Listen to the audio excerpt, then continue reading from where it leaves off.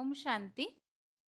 भगवत गीता श्लोक क्लास में आज के टेस्ट के लिए श्लोक नंबर है 18वें अध्याय का चौथा श्लोक, अध्याय 18 का श्लोक नंबर 4 और 14वें अध्याय का 18वां श्लोक, अध्याय 14 का श्लोक नंबर 18।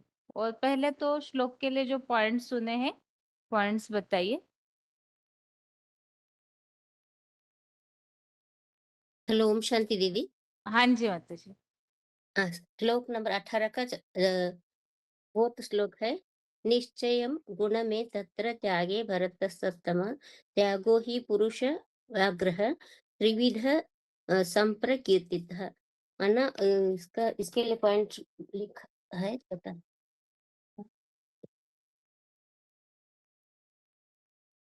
पीसीडी नंबर 30 में त्याग उसको कहा जाता है सब कुछ प्राप्त होते हुए भी त्याग करे क्या ये क्या है ही नहीं कुछ और परित्याग कर दिया तो ये कोई बड़ी बात नहीं है।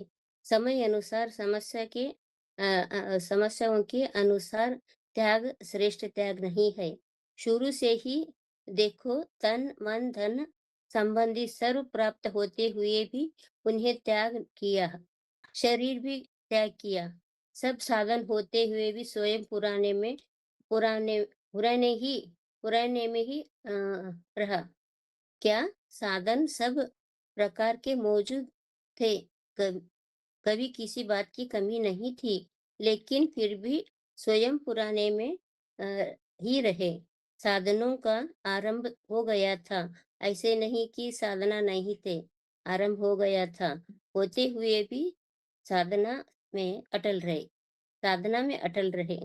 विशेषता क्या बात हुई साधन में, लेकिन साधनों की अ, परवाह न करके, साधनों की प्राप्ति के पीछे न दौड़ करके क्या किया, होते हुए भी साधना में ही अटल रहे।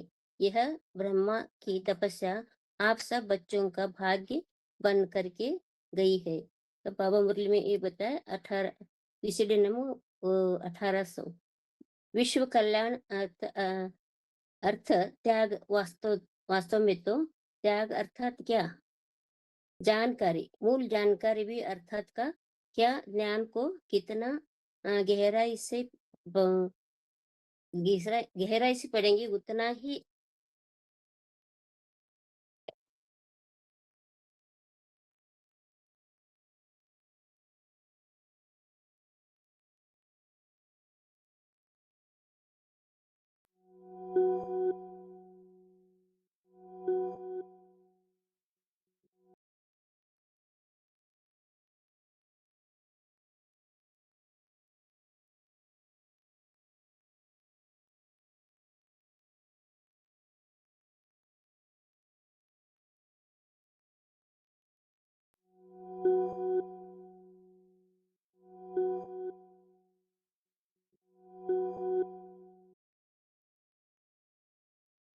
करना है। This meeting is ज्यादा being से ज्यादा recorded. त्याग करके दिखाना भी है। प्रैक्टिकल में करना पड़ेगा, करके दिखाना पड़ा है। दिखाने पड़े। त्याग क्या होता है, तलवार से सर काट दे, जैसा रावण ने किया था। रावण ने क्या त्याग किया। हाँ, उन्होंने गीता में भी लिखा दिया है, 100 सिर को काट कर शंकर की पूजा मैंने किया है, उसकी बात नहीं। अ, कह- जिस कहते हैं सिर काटने से क्या मतलब है, अपनी इच्छाओं को, इच्छा कहाँ होती है, बाहों में होती है, धड़ में होती है, टांगे में होती है। इच्छा कहाँ होती है, सर में होती है। इच्छाओं को त्याग देना। अनेक ढेर प्रकार के ही इच्छाएं होती है इस दुनिया में। इच्छा मात्र अविद्या। तो क्या करे, खाने का खाने का इच्छा छोड़ दे, खाने पीने का इच्छा छोड़ दे, खाना पीना खाने पीना बगैर चलेगा नहीं। खाना पीना है, पहनना है, रहना है, लेकिन ही करना है कि जितना जीवन में पुरुषार्थ करने के लिए जरूरत है, पुरुषार्थ करने के लिए खाना है, इतना ज़रूरत है, 2 रोटी नमक खाना है, खाते रहेंगे नमक के। ज़िंदा रहेंगे या नहीं रहेंगे? हाँ, रहेंगे। बस इतना ही लेना। क्यों भगवान के ढेर सारे बच्चे 500-700 करोड़, उनमें पता नहीं जितना भूखे मरते हैं या नहीं? मरते हैं। खा हम ही खा जाए बढ़िया-बढ़िया, हाँ, बढ़िया-बढ़िया खाए जाएँगे तो दागी तो नहीं हुई है ना, शरीर को पोषण करना है, शरीर से ही सेवा करनी है, तो इतना से लेना है शरीर ईश्वरीय सेवा अच्छे से कर सके। तो त्याग करना है ऐसे है कि सहज-सहज हो सकता है।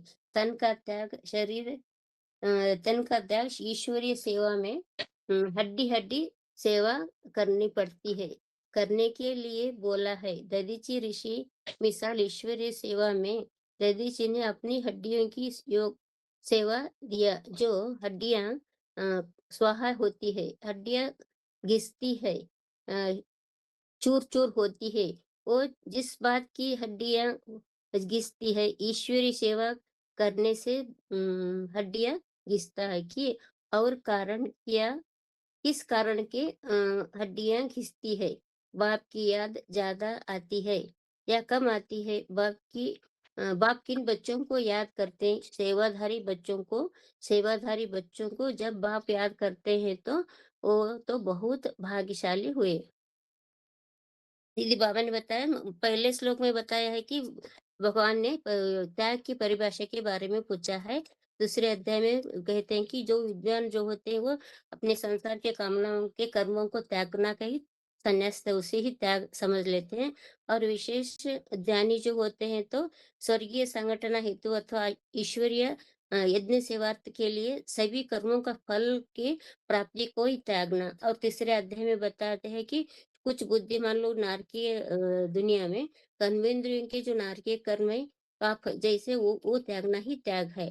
और ऐसे और दूसरे का मत भी ये है कि कोई भी एक कहते हैं, दान तप तपस्या तो ईश्वरीय ज्ञान सेवा और तप त्यागना नहीं है। और फोर्थ श्लोक में बताया है कि ये त्याग के प्रकार 3 प्रकार किसमें है, ऐसा बोला है दीदी। दीदी 14 का 18 श्लोक पढ़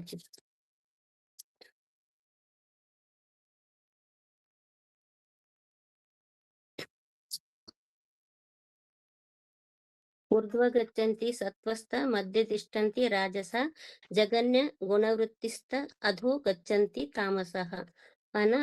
पृथ्वी पर जो भी सत्व गुण आगे बताइए माता जी।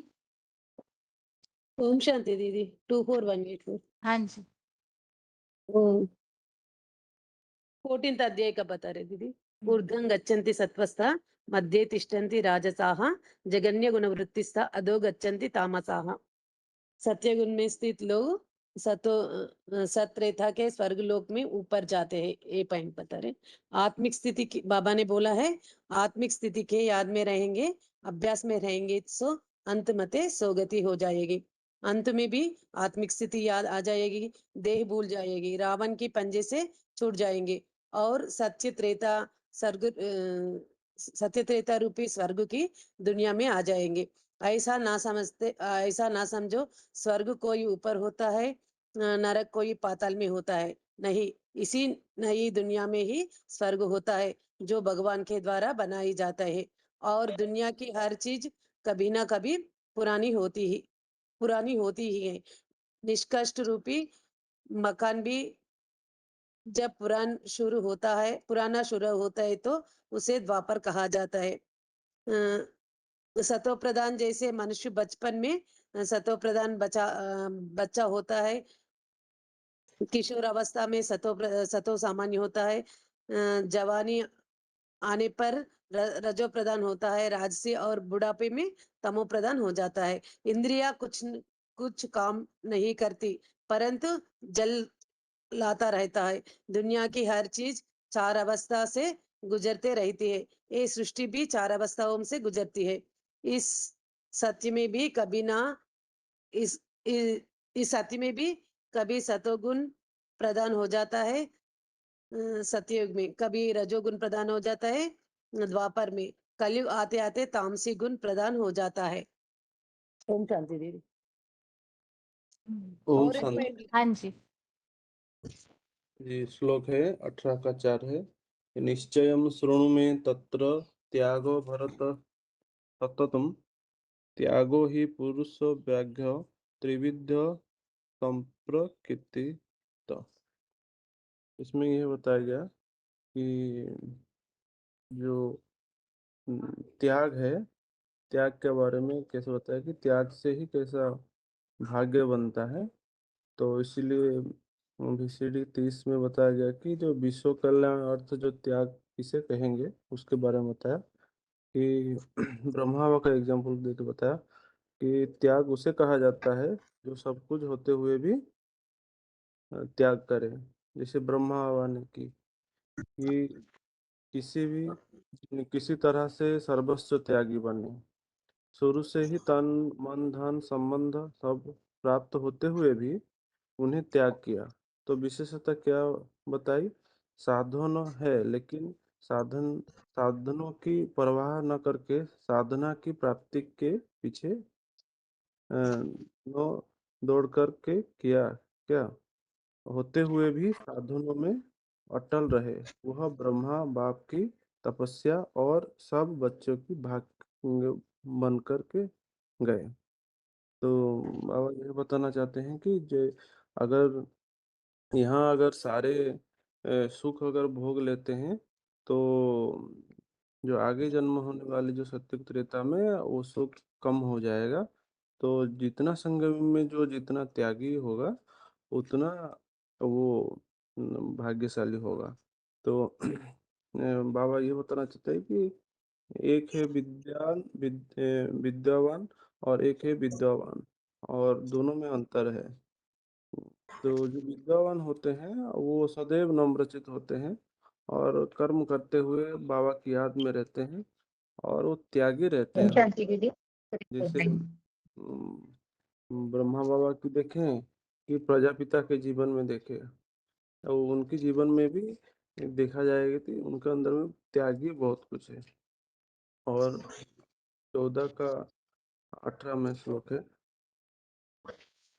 ऊर्ध्वं गच्छन्ति सत्त्वस्ता मध्ये तिष्ठन्ति राजसा जघन्य गुण वृत्तिस्ता अधो गच्छन्ति तामसा।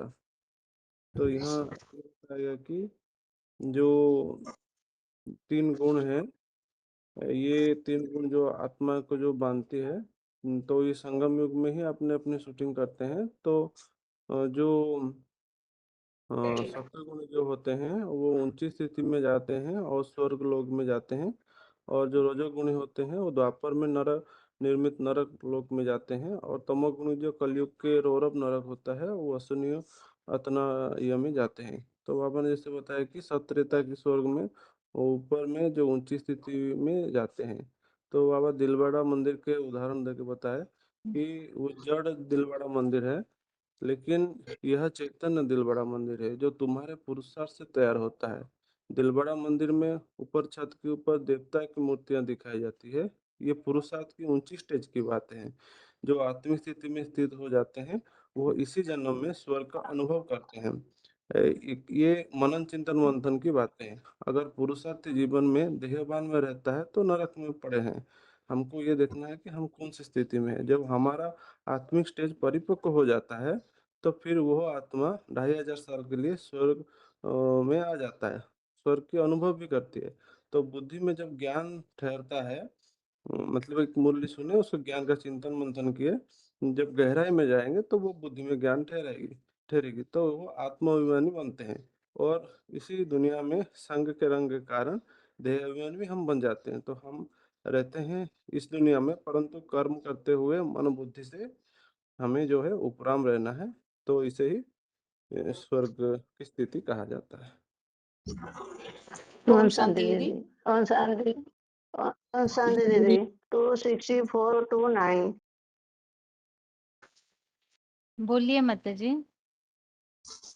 दी मैं बोलूं? हाँ जी।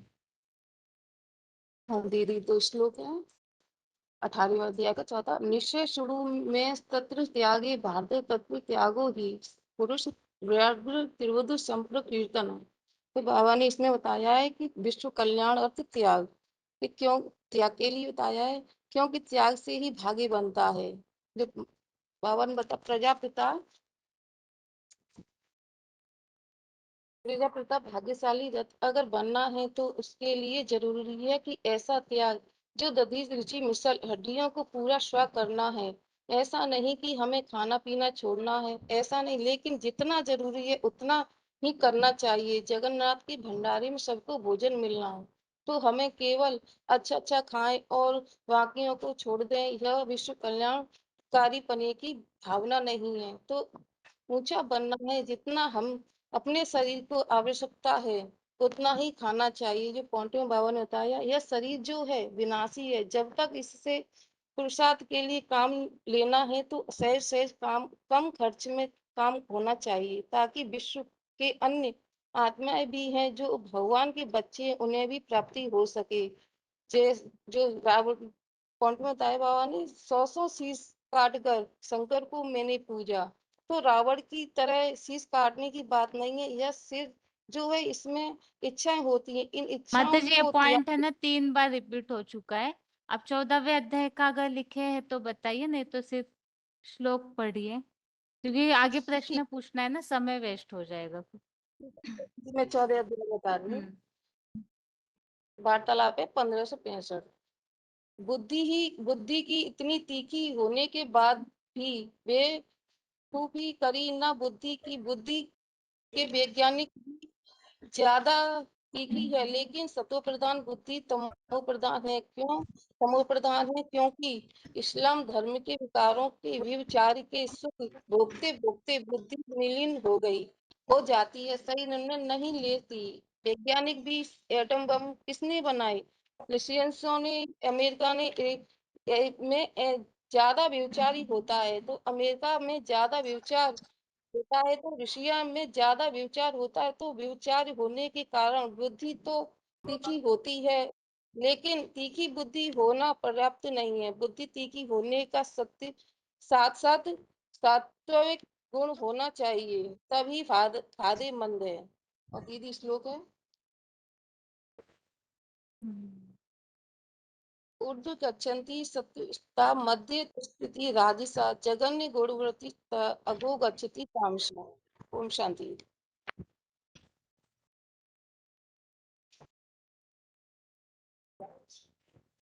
हेलो। आगे बताइए। हाँ जी।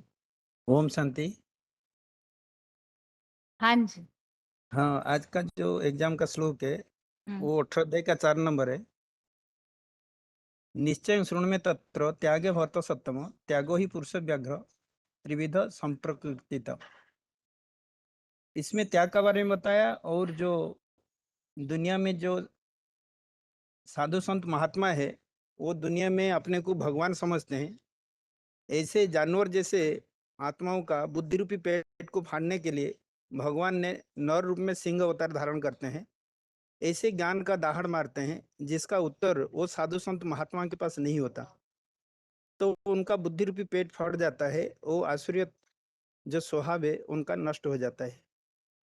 और त्याग का बारे में बताया कि तुमको विश्व कल्याणकारी बनना है।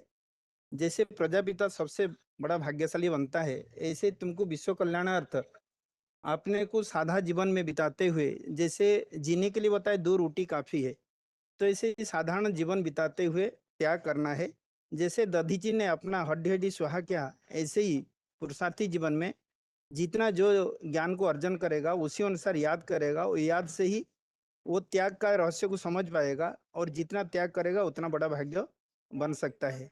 और जो पुरुषार्थ में हड्डी हड्डी सुहा करते हैं, ऐसे पुरुषार्थी को बाप भी याद करता है, तो उनका याद पावरफुल बन जाता है और वो त्याग में भी आगे बढ़कर अपना भाग्य बनाता है। और 14 अध्याय का 18 नंबर में बताया, ऊर्ध्वं गच्छन्ति सत्त्वस्था मध्य तिष्ठति राजसा जगन्य गुण वृत्तिस्था अधो गच्छन्ति तामसा। मतलब ये पुरुषार्थ करके संगम युग में जो पुरुषार्थ करके जो सतोगुणी स्टेज में पहुंचते हैं वही सत्य त्रेता स्वर्गलोक में जाते हैं, और कल्पांत काल तक जो रजोगुणी स्टेज में रह जाते हैं वो द्वापर से ही आते हैं, और जो संगम युग का कल्पांत तक जो आश्री गुण को छोड़ नहीं पाते, जघन्य गुण वृत्ति में रह जाते हैं और जघन्य कर्म करने वाले जो हत्याएं करते हैं, सुसाइड करते हैं, ऐसे ही तामसी मनुष्य वो कलयुग का नरक जुनी में जन्म लेते हैं। ये दुनिया में ही स्वर्ग बनता है और ये दुनिया में ही नरक बनता है। स्वर्ग कोई ऊपर नहीं होता कि ऊपर स्थिति की बात है। जो आत्म स्थिति में स्थिर होते हैं अंतमते सुख होते, वो आत्म स्थिति में स्थिर होने वाले सत्य तत्व स्वर्ग सुखदायी दुनिया को पाते हैं। और जो देहभान को छोड़ नहीं पाते हैं वो नरकलोक मतलब पाताल कोई नीचे गड्ढे में नहीं होता। इसी दुनिया में जो आत्मा का स्थिति डाउन हो जाता है वो नारकीय दुनिया बन जाता है और दुखदायी दुनिया में आते हैं। क्योंकि दुनिया का हर चीज 4 अवस्था से गुजरता है। सत्व प्रधान जैसे किशोर अवस्था, सत्व सामान्य जैसे सत्व प्रधान जैसे बाल्यावस्था, सत्व सामान्य जैसे किशोर अवस्था और रजो प्रधान जैसे जवानी होता है और तम प्रधान जैसे बुढ़ापा हो जाता है। तो ऐसे ये सृष्टि में ही स्वर्ग और ये सृष्टि में ही नरक बनता है, कहीं ऊपर नीचे की बात नहीं है। या ऊपर के श्लोकों में ऐसे बताया है कि ये चीजें त्यागने योग्य नहीं है। क्या त्यागने योग्य नहीं है और क्यों बताया है कि उसे नहीं त्यागना चाहिए? ये ऊपर का श्लोक में बताया कि यज्ञ, दान और तप, जो ईश्वरीय ज्ञान यज्ञ, अविनाशी रुद्र ज्ञान यज्ञ जो भगवान ने स्थापना किया है, वो यज्ञ सेवा कभी त्यागना नहीं चाहिए। ऐसे ही दान व आत्मस्मृति का तप ये छोड़ना नहीं चाहिए, क्योंकि ये आत्मा को पावन बनाता है। कोई विद्वान का कहना है कि द्वैतवादी द्वापर से संसार में हर प्रकार की कामना को त्याग करना है, लेकिन कोई विद्वान का कहना है हर प्रकार को त्याग नहीं करना है। जो यज्ञ, दान, तप जो आत्मा को शुद्धि करता है, आत्मा को पतित से पावन बनाता है, आत्मा को परमात्मा से जोड़ने का काम करता है। क्योंकि जब तक आत्मा पतितपना में है तब तक आत्मा का प्रसद जो जंग चढ़ा हुआ है वो चुंबक रूपी जो भगवान आया है उससे वो जोड़ नहीं पाता। तो इसीलिए ये पतितपना को छोड़ना है। उसके लिए यज्ञ, तप, दान ये करेंगे, आत्मा पवित्र बनेगा, तब आत्मा में कला भरेगा। क्योंकि हर आत्माएं अभी जीरो कला बन चुका है, कलाहीन बन चुका है। जो कलाहीन से पुरुषार्थ करके जब कलाती स्थिति में पहुंचना है तो उसको यहाँ यज्ञ करना है, अपना जीवन को यज्ञ की जैसे बनाना है और दान करना है। आत्मस्मृति में रहकर दुनिया को ईश्वरीय स्मृति का दान देना है, ईश्वर से जुड़ने का और ईश्वर से वर्षा लेने का काबिल उनको बनाना है। और अपना जीवन को तपना है, देहभान को छोड़ने के लिए आत्मस्थिति का तप भी करना है। तो ये सब करेंगे तो आत्मा में परिवर्तन आएगा। आत्मा आसुरी गुण को छोड़कर दैवी गुण को धारण कर सकता है। तो ये सब त्यागने योग्य नहीं है, इसको तो जीवन में धारण करना है।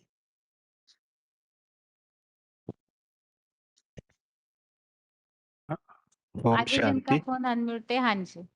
शांति। हाँ, आज के ये जो श्लोक में है 18 के 14 फोर्थ श्लोक में, निश्चयं शरण में तत्र त्यागे भरत समा त्यागो ही पुरुष व्याख्या त्रिविध संकीर्तिता।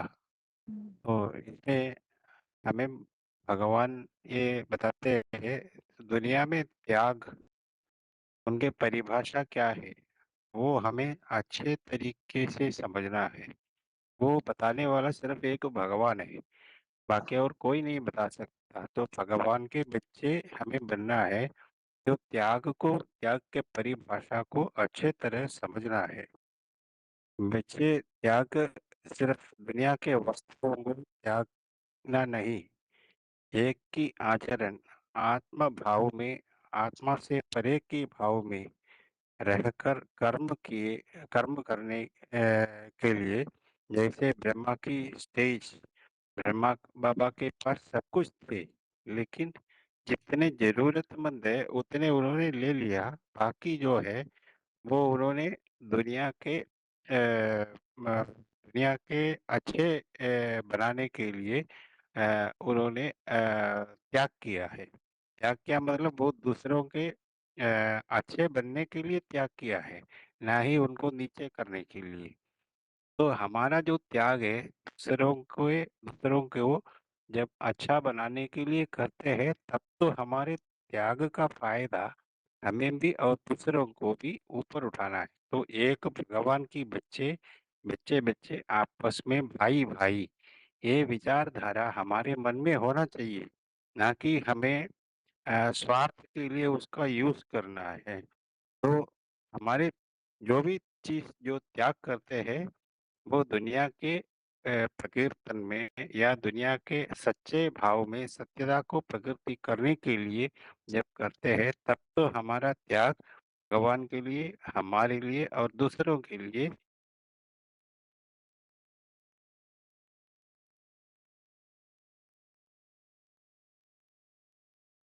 नहीं कहते हैं। तो त्याग का आनंद और फल जो है, हमारे जो हम आत्मा जो है ऊपर उठना है, और हमारे साथ हमारे जो संगत सहचारी है वो भी आत्मिक प्रभाव में भगवान के बच्चे बनकर, हम आपस में भाई भाई बनकर स- सत्य को स्थापना करने के लिए ऊपर करना है। यही त्याग का फल है, ये भगवान इस श्लोक से हमें बताते हैं। तो दूसरे 14 के 18वें 18वें श्लोक में प्रकृति का 3 गुण, सत्वगुण, रजोगुण, तमोगुण। तो सत्वगुण के स्थिति में आत्मा ऊपर उठ सकता है। तो रजोगुण से इंस्टेबिलिटी, मतलब हमारे जो मन की जो स्टेबिलिटी है वो ऊपर नीचे होते रहते हैं। और तमोगुण में जो है वो उनमें लापरवाही और अज्ञानता, अंधकार और दूसरे को खतरा पहुंचाना, ये सब बातों में आ जाते हैं। तो हमेशा भगवान जो बताते हैं, अपने कैरेक्टर को अच्छे करो और ऊपर उठाओ, ताकि हमें भी और दुनिया को भी हमारे कैरेक्टर से अच्छे बन जाए। और तो इस तरीके से एक तो हमें दो प्रकार की प्रकृति का गुण है। एक तो प्रकृति अपने स्वभाव में प्रधान में अपने आप अपने चक्र में घूमते रहते हैं। तो हम तमो प्रधान है, तो तमो प्रधान से सतो प्रधान बनने के लिए हमें अपने सत्व गुण को बढ़ाना है। तो दुनिया में सत्व गुण को बढ़ाना इतना इजी नहीं है। तो उसके लिए आपको पुरुषार्थ करनी है। आपको कई चीजों में अपना रेस्ट्रिक्शंस में आना पड़ता है। तो बाकी तमोगुण में जाने के लिए कोई सब सब आपके आपके साथ मिलते हैं। लेकिन सत्व प्रधान में आने के लिए आपके साथ सिर्फ भगवान ही आपको गाइड कर सकते हैं। तो भगवान के गाइडेंस सत्युग ये संगम युग में लेने से आपको सत्व प्रधान बन सकते हैं, ताकि आप 21 जन्मों तक उसके फायदा उठा सकते हैं। क्योंकि भगवान की जो स्टोर है वो कभी भी खत्म नहीं होता। वह हमेशा अपने प्रभाव में ऊपर ऊपर ऊपर करके रहते हैं। तो आत्मा ऊपर उड़ने में, तो भगवान के साथ में रहना, भगवान की मदद करना, भगवान की जो दिया हुआ गाइडेंस में जाना, ये इस श्लोक के जरिए हमें, भगवत गीता के जरिए भगवान हमें समझाते हैं। तो भगवान की बच्चे बनो, ना कि दूसरों के ऊपर जाओ। क्योंकि इस दुनिया में अभी फोर्थ स्टेज में बहुत गुरु लोग हैं जिनको अपने मार्ग तक तो पता नहीं है वो कहाँ चल रहे हैं। तो ऐसे लोगों के साथ चलने से हमें अधोगति मिल सकते हैं, ऊर्ध्वगति में नहीं जा सकते। तो ऊर्ध्वगति में ही फायदा है। ऊर्ध्वगति के लिए आपको परिश्रम करना है, तो बुद्धि से तीखे बनना है। तो भगवान की याद और भगवान की जो दिए हुए ज्ञान, ये दोनों को मंथन करके याद और योग से आप दोनों को लेकर इस दुनिया से आने वाले दुनिया में सुखी और हैप्पीनेस में रह सकते हैं। ये इस श्लोक में हमें बताया हुआ है। ओम शांति।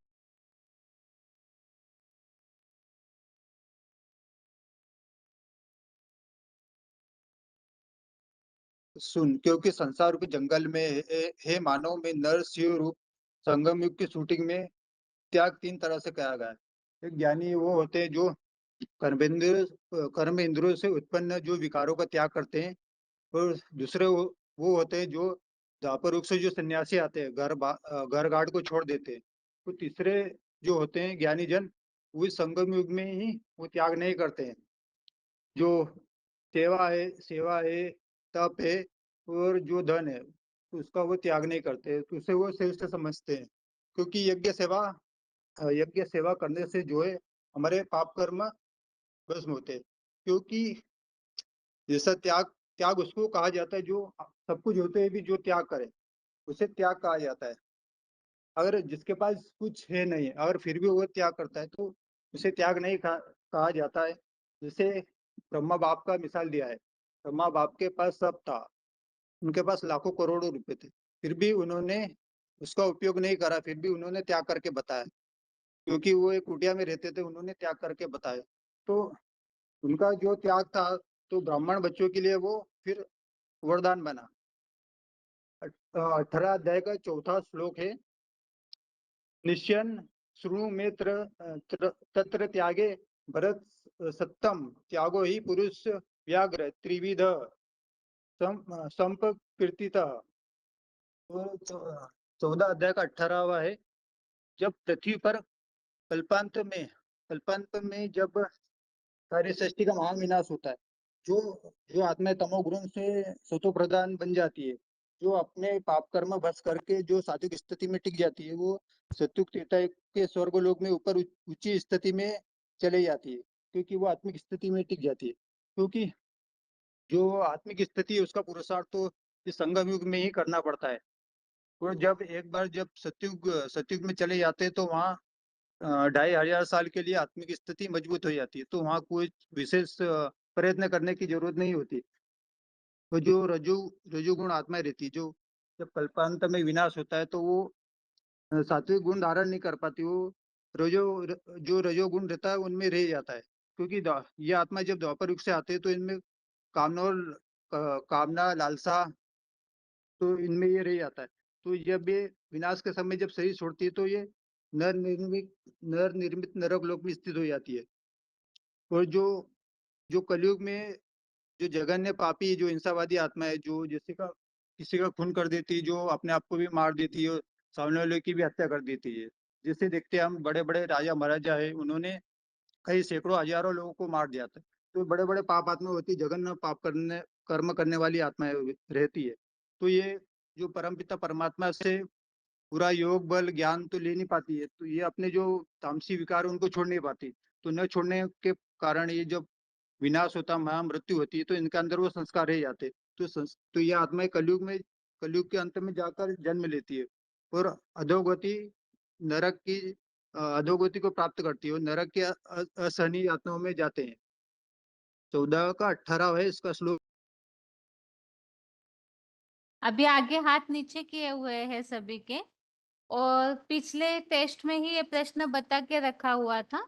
जैसे गृहस्थियों के लिए ज्यादातर ये समस्या आती है कि ज्ञान में चलते समय जो भी धारणाएं बताई हुई है, तो उन धारणाओं के चलते कई बार संबंधी संपर्की जो भी लोग हैं वो असंतुष्ट हो जाते हैं। तो हमें उन्हें ज्ञान के आधार से कन्विंस करना है कि ये सब धारणाएं हम क्यों करते हैं और इसका क्या फायदा है। इस तरह से हमारी बातें हो जो सामने वाले असंतुष्ट भी न हो, उन्हें अच्छा भी लगे। कई बार लोगों को ये फीलिंग होता है कि हमें नीच नजर से देखते हैं, तो हमारे हाथ का खाना नहीं खाते हैं, हम जो भी देते हैं नहीं लेते हैं। काफी सारी ऐसी बातें होती है जिसके कारण संघर्ष करना पड़ता है। तो हमें गीता के आधार से और ज्ञान के आधार से उन्हें समझाना है कि हम इन सब धारणाओं को क्यों करते हैं। इसी को ही थोड़ा अलग तरीके से भी प्रश्न पूछा था इंद्रियों को कंट्रोल करने की बात को लेकर के। इंद्रियों को कंट्रोल करना क्यों है, उसकी विधि क्या है, किस किस तरीके से इंद्रियों को कंट्रोल करना है, और उसकी प्राप्ति हमें कैसे नजर आएगी। अभी वर्तमान संगम युग में भी इंद्रियों पर जितना संयम रखेंगे उतना प्राप्ति नजर आएगी, और उसके अलावा भविष्य में भी वो प्राप्तियां होती है। इन सब बातों को हमें समझाना है, तो किस तरह से समझाएंगे, प्रश्न ये है। टॉपिक कईयों ने तैयार किया होगा ही, बाकी अगर न भी किया है तो सबसे पहले टॉपिक के पहले अभी इस प्रश्न का उत्तर देना है आपको कि गृहस्थ व्यवहार में रहते हुए गीता में ऐसी कौन सी बातें समझाई है जिसमें धारणाओं की बातें बताई है। गीता के अलावा भी अन्य ऐसे कोई शास्त्र है जो ज्यादा प्रचलित है, उनमें भी ऐसी कोई बातें बताई हुई है और आपको पता है तो वो बातें भी आप बता सकते हैं। किस कारण से इन सब धारणाओं को भगवान आकर के फॉलो करने के लिए बोलते।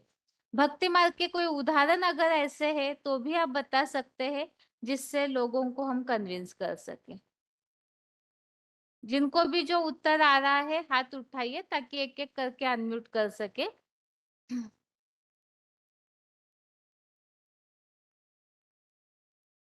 कौन अनम्यूट है बताइए। हेलो, हाँ जी, कौन जी बताइए दीदी, पॉइंट हो कौन गया, जी बताइए श्लोक हो आगे गया। पॉइंट और श्लोक हो गया। अभी जो प्रश्न पूछा है उसका उत्तर बताइए, समय जाएगा माता जी नहीं तो।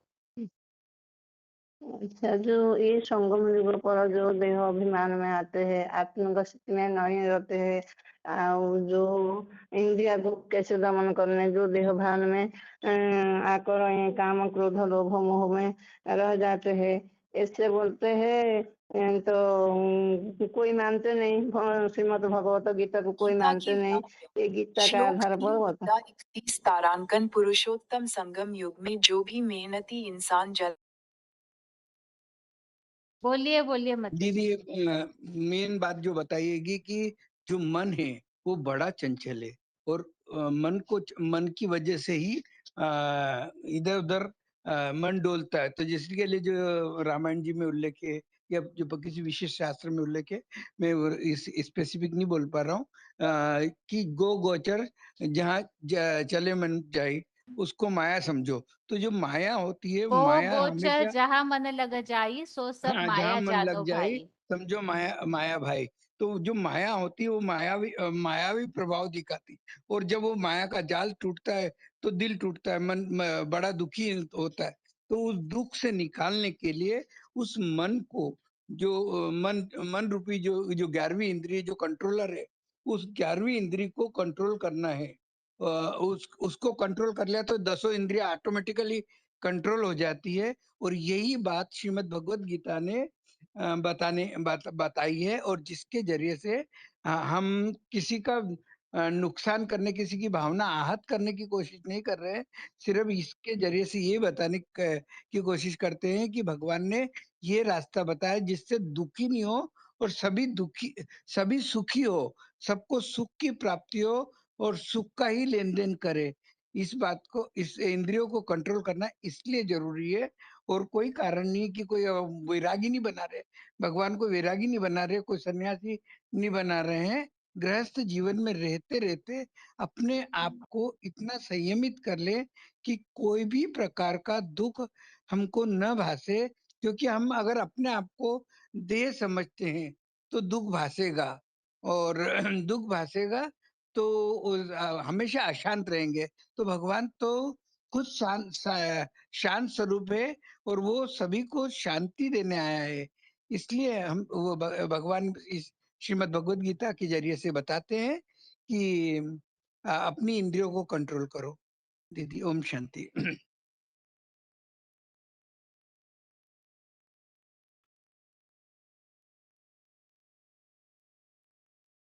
बताइए माता जी। शांति दीदी, हाँ जी। गृहस्थियों के जीवन में मोस्टली ऐसे भी आते हैं कि जैसे ज्ञान में चलने के बाद उनको बोला जाता है कि आप घर में जो देवी देवताओं को मान रहे हैं और जहाँ कोई हवन करते हैं या कोई तीर्थ यात्राएं, उनमें खास इंटरेस्ट लेते ही नहीं है। तो उनको गीता के आधार पे 9 के 25 के आधार पे समझा सकते हैं कि देवी देवताओं को मानने वाले तो देवी देवताओं को प्राप्त होते हैं और भूत प्रेतों को मानने वाले भूत प्रेतों को, और जो ईश्वर को डायरेक्ट मानते हैं वो तो ईश्वर से डायरेक्ट प्राप्ति करते हैं। और भगवान की पूजा के लिए जो इतना सामग्री इकट्ठी की जाती है, क्या भगवान उनसे नहीं होते। अगले ही श्लोक में बताया कि मैं तो पत्तर पुष्प दिली भावना से जो अर्पण करते हैं उन्हीं से खुश हो जाता हूँ। और 4 के 33 में भी बताया कि भौतिक पदार्थों से किए गए मतलब यज्ञ से ज्ञान यज्ञ श्रेष्ठ है, क्योंकि इसमें सभी कर्म कांड है समाप्त हो जाते हैं। तो ज्ञान तो एक ऐसा साधन है जिससे हमारा मन भी खुश होता है और टाइम भी वेस्ट नहीं होता। और कौन सा बताया अभी मतलब चौथे अध्याय का? 4 का 33 दीदी। इससे हमारा मन भी खुश होता है, हमें प्राप्ति भी जास्ती होती है, टाइम भी वेस्ट नहीं होता और धन भी नहीं वेस्ट होता। तो मतलब इस चीज पे समझा सकते हैं। ठीक है,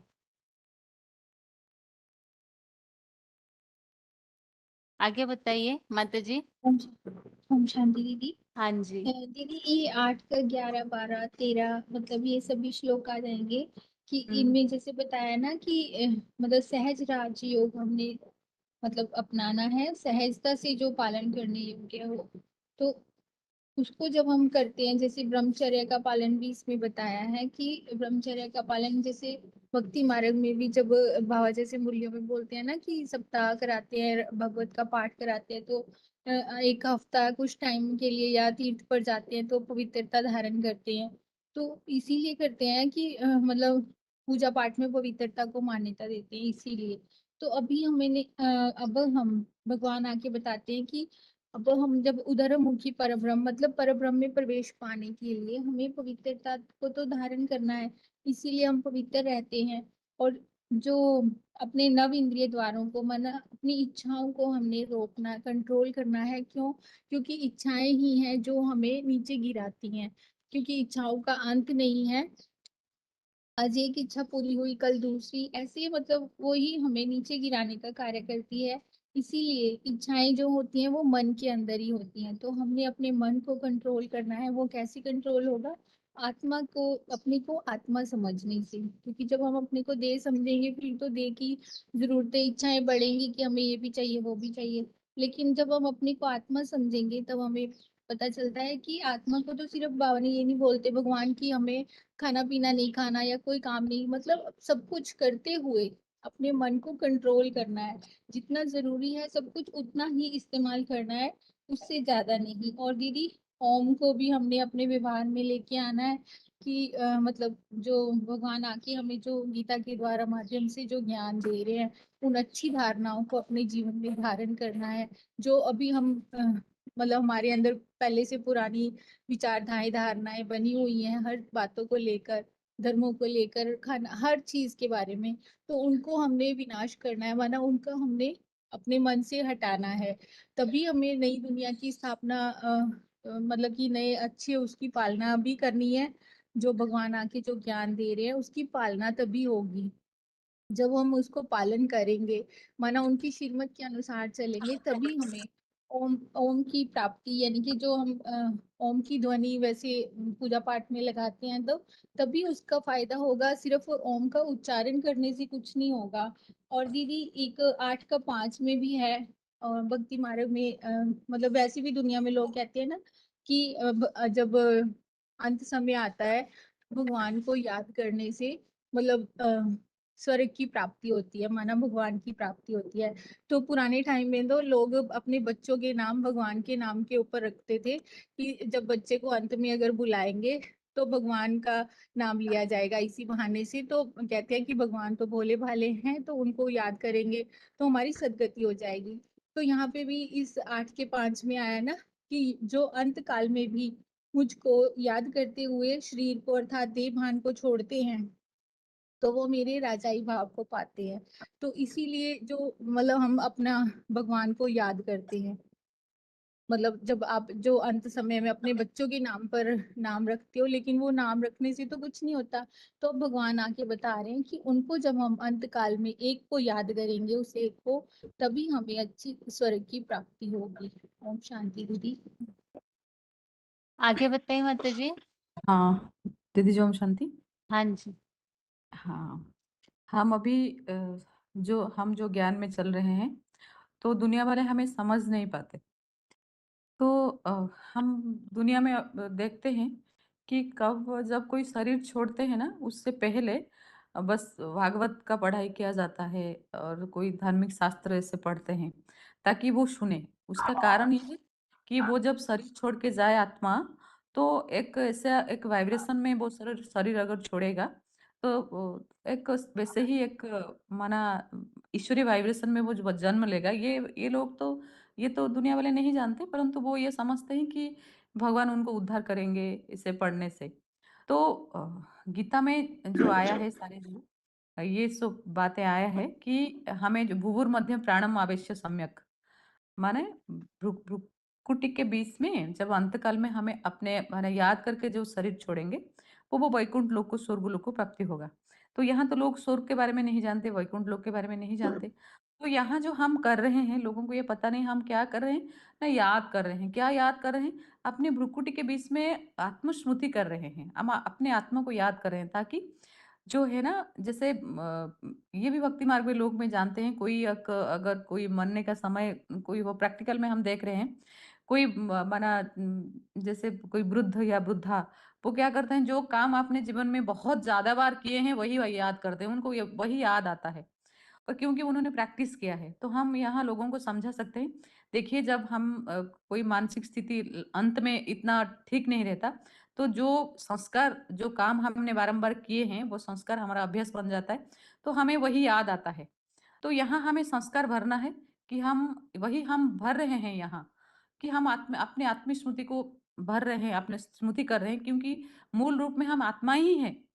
आत्मा का अलग अलग शरीर तो है, ये तो गीता में आया है कि आत्मा का अलग अलग शरीर है और आत्मा अपना संस्कार लेके जाती है। तो यहाँ आत्मा स्मृति, जब हम देहभान में रहते हैं तो काम क्रोध लोभ मोह अहंकार ये सारे आ जाते हैं। तो इसलिए हमें उस अनुसार जो हमारे अंदर जो हम कर्म करते हैं वो संस्कार बन जाता है, और वही संस्कार जब हम लेके जाएंगे तो वही एक दुनिया हमें मिलेगा। तो हमें दुख अशांति जो है मिल रहा है, वो अपने ही कर्मों के कारण, अपने भावनाओं के कारण, हम गत माने पूर्व जन्म में वही हमने किया है, वैसा ही गुण अपने अंदर धारण किया है, जिसके कारण हमने यहाँ जो दुख अशांति हो या सुख हो, जो भी हमारे अभी हम भोग रहे हैं, तो पूर्व जन्म का वो संस्कार, वो कर्म। तो हम यहाँ क्या कर रहे हैं ना, अपना संस्कार को परिवर्तन कर रहे हैं। और जो संस्कार परिवर्तन करने के लिए जो माना जो कर्म करने के लिए कौन दायी है? आत्मा है और शरीर है। जैसे गीता में आया है, जैसे माना कारण गुण संघर्ष सद असत जुनी जन माने पुरुष प्रकृतिस्थो भुंजे प्रकृति जान गुणान। माने इस शरीर में जो सत्व रजो तमो गुण है, आत्मा उससे उसके द्वारा जो भूंगता है, जो उसके लिए वो कारण बन जाता है दूसरे जन्म के लिए। तो हम क्या करते हैं ना, आत्मा में जो मान शरीर में जो इंद्रियों में जो सारे भरे हुए हैं, नवद्वार है पूरे देही, सारे जो इंद्रियों में सर कामनाएं विषय भोग ये सारे भरे हुए हैं, तो हम क्या करते हैं, तो उनको कंट्रोल करना चाहते हैं। किसके द्वारा? मन के द्वारा, क्योंकि मन है 11वीं इंद्रिय।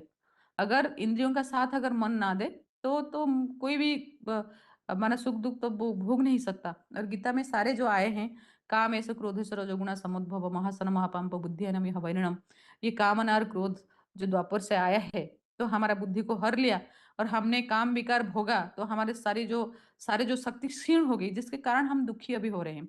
तो हम अभी क्या कर रहे हैं, जो मन को कंट्रोल करने के लिए हम पहले क्या करते हैं, आपने जो याद करते हैं शरीर को माना जो एक चुपचाप हम बैठते हैं एक जगह बहुत समय, तो हम क्या करते हैं, अपनी इंद्रियों को कंट्रोल करते हैं। पहले बड़ा वाला इंद्रिय है मन, उसको हम कंट्रोल करना चाहते हैं, और वो कंट्रोल होगा क्या? ईश्वर की स्मृति में। तो ये जो कंट्रोलिंग करने के लिए पहले हमें क्या करना है, जैसे अर्ण वैसा मन बनता है। जैसे कि हम एग्जाम्पल दे सकते हैं कि देखो, एक जो है ना बकरियां, तो वो उनको अगर कोई 100 बकरी को अगर हम एक घर में छोड़ देंगे, तो वो आराम से माने सोते रहेंगे, कोई झगड़ा वगड़ा नहीं। परंतु दो अगर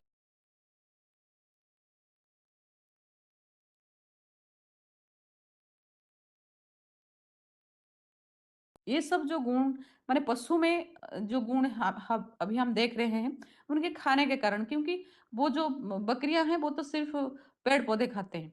तो हमारे अंदर जो ईर्षा हिंसा द्वेष ये सारे भरे हैं अभी, जिसके कारण हम माने हमारा जो कर्म है, माना भावनाएं तो हमारा गलत हो जाती है, तो इंद्रियां जो मन जो है वो विचलित हो जाता है, तो हमारा कर्म खराब हो जाता है, जिसके कारण वो कर्म फल बन जाता है, जिसका कारण हमें उसके कारण कर्म भोगना पड़ता है। तो हम यहाँ क्या करते हैं अपने मन को कंट्रोल करने के लिए जो खान-पान है वो शुद्ध बनाते हैं और वो खान-पान का जो प्रभाव जो अब कोई बोलते हैं आप लोग ठीक है हम लोग बना देते हैं आप लोग क्यों नहीं खाते? तो यह है हमें तो डायरेक्ट उनको ये नहीं कहना परंतु ऐसे भी है ब्रह्मा जो हम कह सकते हैं कि अभी भगवान आए हुए हैं और भगवान जो आए हैं तो कलयुग के अंत में हमें समझाना पड़ेगा कि कलयुग के अंत में ऐसे भगवान आते हैं गीता में तो ऐसे बोले हैं भगवान आते हैं और जो भगवान जो है ना वो तो निराकार है परंतु उनको काम करने के लिए शरीर को लेना ही पड़ता है इसलिए तो वो बोले हैं ना प्रविष्टुम च परम तप अवजानन्ति माम मूढ़ा मानुषित अनुमाश्रितम मैं मानव शरीर के आता हूँ शरीर में आता हूँ तो जो भगवान जिस तन में प्रवेश करते हैं भगवान है परम पुरुष तो वो जिस तन में प्रवेश करते हैं वो है परम ब्रह्म माना माता तो वो जिस तन में प्रवेश करते हैं उसे वो है ब्रह्मा माना माता तो जैसे शास्त्रों में बोले हैं ना जो ब्रह्मा से ब्राह्मण पैदा हुए मतलब ब्रह्मा से मुख से ब्राह्मण पैदा नहीं हुए ब्रह्मा माना भगवान जिस तन में प्रवेश करते हैं जो सच्चाई का ज्ञान देते हैं वो जो सुनते हैं और अपने जीवन में धारण करते हैं जैसे वो ब्राह्मण बनते हैं माने ब्राह्मणों का जो गुण है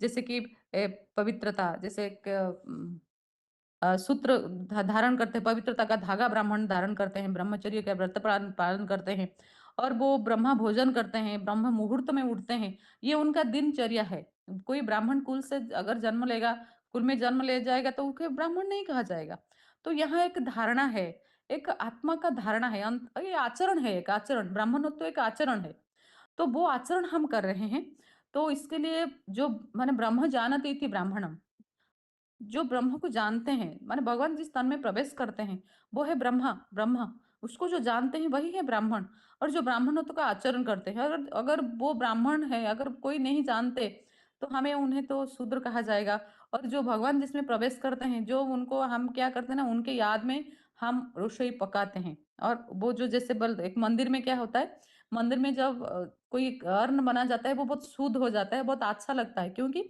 वो अपनी जो बना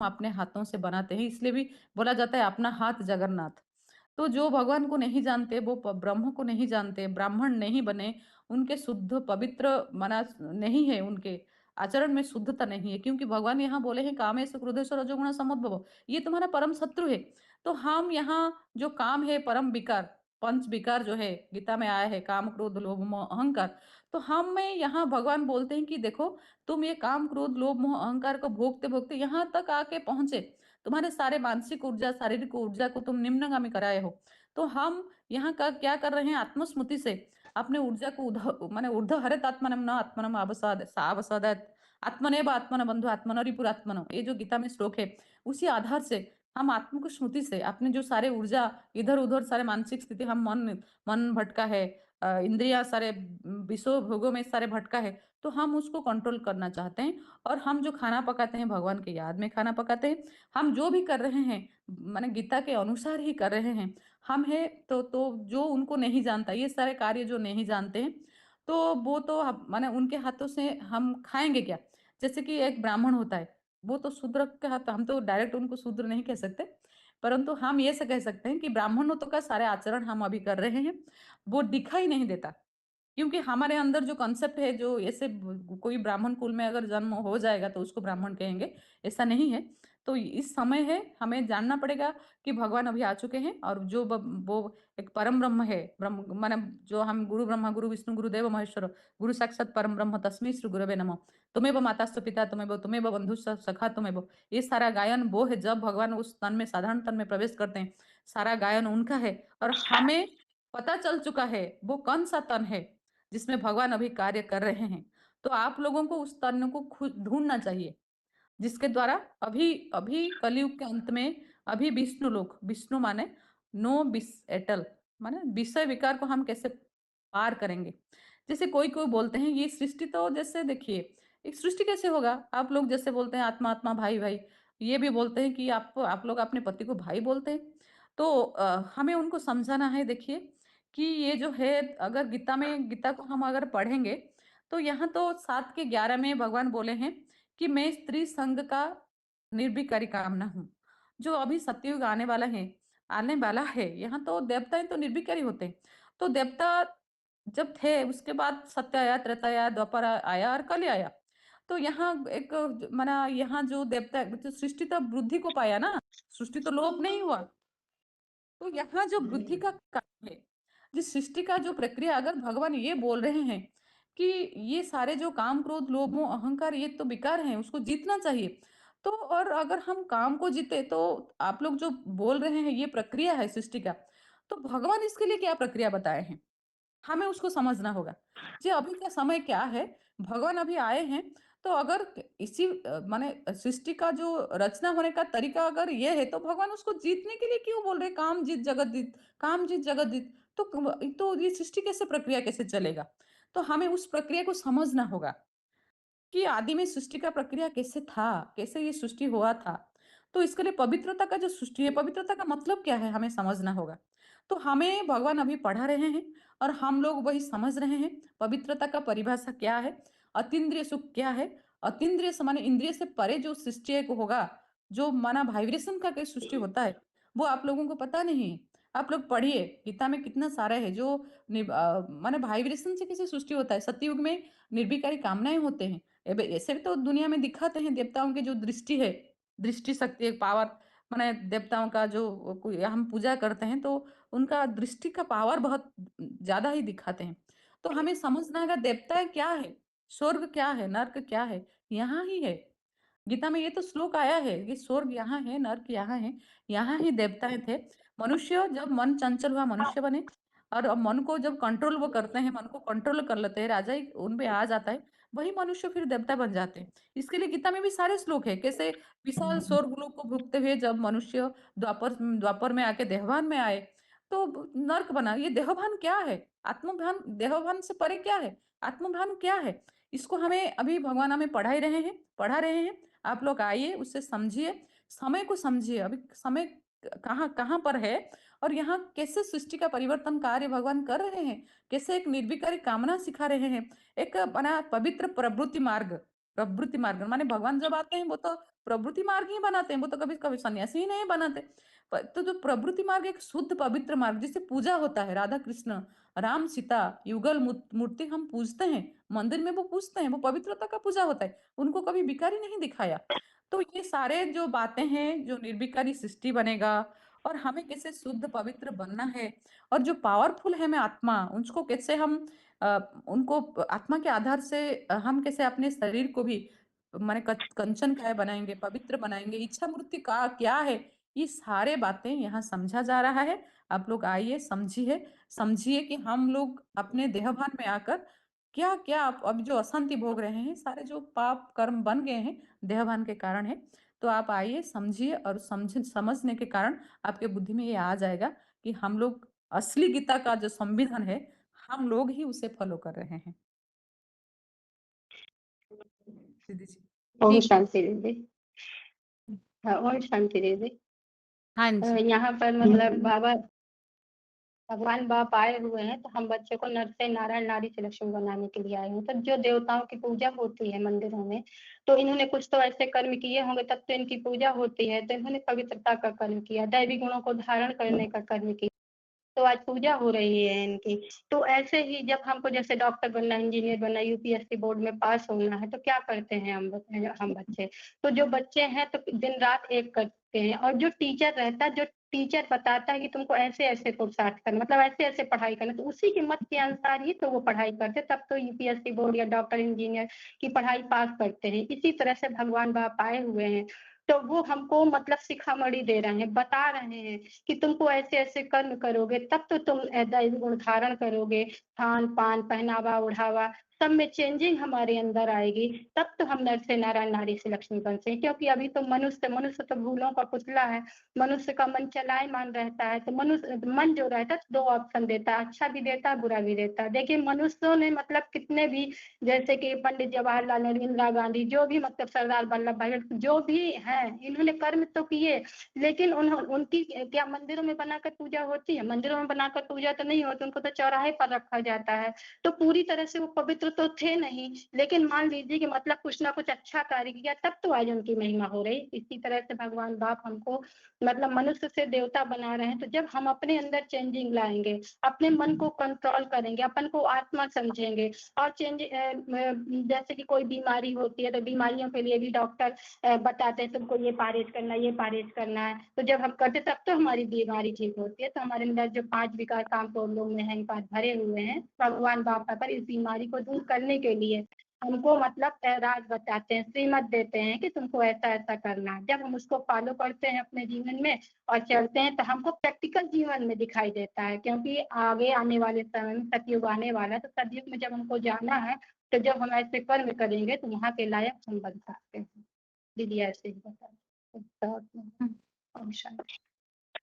बताइए आगे। हेलो। हाँ जी। ये हम बता सकते हैं कि सारे जो मनुष्य हैं सृष्टि पर, वो निरोगी जीवन चाहते हैं, सुखी जीवन चाहते हैं, दीर्घ जीवन चाहते हैं। क्योंकि उनके जीवन में सबके घर घर में 100 व्यक्तियों में से 90-95 व्यक्ति तक बीमार हो गए, हॉस्पिटल जा रहे हैं, किसी कारण से परेशान है, दुखी है। तो इसका कारण क्या है? उसका कारण है कि सबके अंदर में मानसिक शांति नहीं है, दुख अशांति तनाव में सब कोई जी रहे हैं। और वो तनाव का कारण क्या है? जैसे उसके लिए तुलसीदास ने लिखा था कि भय वर्ण संकर सब है। सारे दुनिया वर्ण संकर बन गए। वर्ण संकर बन गए यानी कोई ब्राह्मण नहीं रहा तो सब शूद्र बन गए। तो शूद्र जो होते हैं उनके घर में कोई भी प्रकार का लड़ाई झगड़ा रहता है, दुख अशांति किसी न किसी कारण से रहता है, और वो जीवन दुख भरा होता है। तो उस जीवन को परिवर्तन करके भगवान सृष्टि पर आया हुआ है हमको ब्रह्मा का संतान यानी ब्राह्मण बनाने। तो उनका विधि नियम पर हम चलने के कारण ब्राह्मणत्व को प्राप्त हुए। तो ब्राह्मण जो नियम पालन करते हैं, तो वो नियम के आधार पर हम गीता विधान के आधार पर चलते हैं। तो गीता विधान के आधार पर जो जो नियम गीता में बताया गया है, उसी नियम को अनुसार हम चलने के कारण अपना जीवन का परिवर्तन राह हम पा रहे हैं, जिससे हम पहले ब्राह्मण बने हैं, ब्राह्मण के बाद ब्राह्मण से फरिश्ता के बाद देवता बनेंगे। ये देवताएं, आप तो देवताएं स्वर्ग में होते हैं, जिसको भी पूछो वो स्वर्ग में जाना चाहता है, मुसलमान भी जन्नत में जाना चाहता है। तो वहां जाने तो चाहते हो, तो हम वहां जाने के लिए पुरुषार्थ कर रहे हैं। तो वो जीवन वो खुशी में क्यों रहते हैं? क्योंकि गीता की जो विधान है वो फॉलो करता है। उसमें पहला जो आता है कर्म कैसे करना है, वो कर्म के लिए 3 अध्याय का जो बोला कि नियत कर्म करते हुए, सब प्रकार के कर्म करते हुए, कर्मेंद्रियों से कर्म करना है, कर्म धारा को नहीं छोड़ना है, करते हुए परमात्मा को याद में रह करके युक्त शक्ति युक्त कर्म, ये इंद्रियों को नियमित करके कर्म करने के लिए बोला। उसी तरीके से 4 अध्याय का 10 नंबर बोला, वितराग क्रोधा मनमना नाम उपासिता बहु ज्ञान तपसा पूता मद्भाव। माना राग भय क्रोध से रहित, सारा दुनिया राग आसक्ति भयभीत होकर के और क्रोध से जीवन जीता है। तो दुख, तो इसके लिए उसको क्या करने बोला कि राग भय क्रोध से रहित मेरे मैं ध्यान मग्न, मेरे में पूरा आश्रित हुए लाखों लोगों ने तपस्या के बल से मेरा विष्णु लोकीय पवित्र राजाई भाव को पाया। तो जीवन को सही में आप सुख शांति चाहते हो तो रास्ता तो गीता में बताया हुआ है। जिन चीजों को छोड़ना है उसको हम छोड़ने का कोशिश कर रहे हैं, और जिन चीजों को धारण करना है उन चीजों को धारण कर रहे हैं।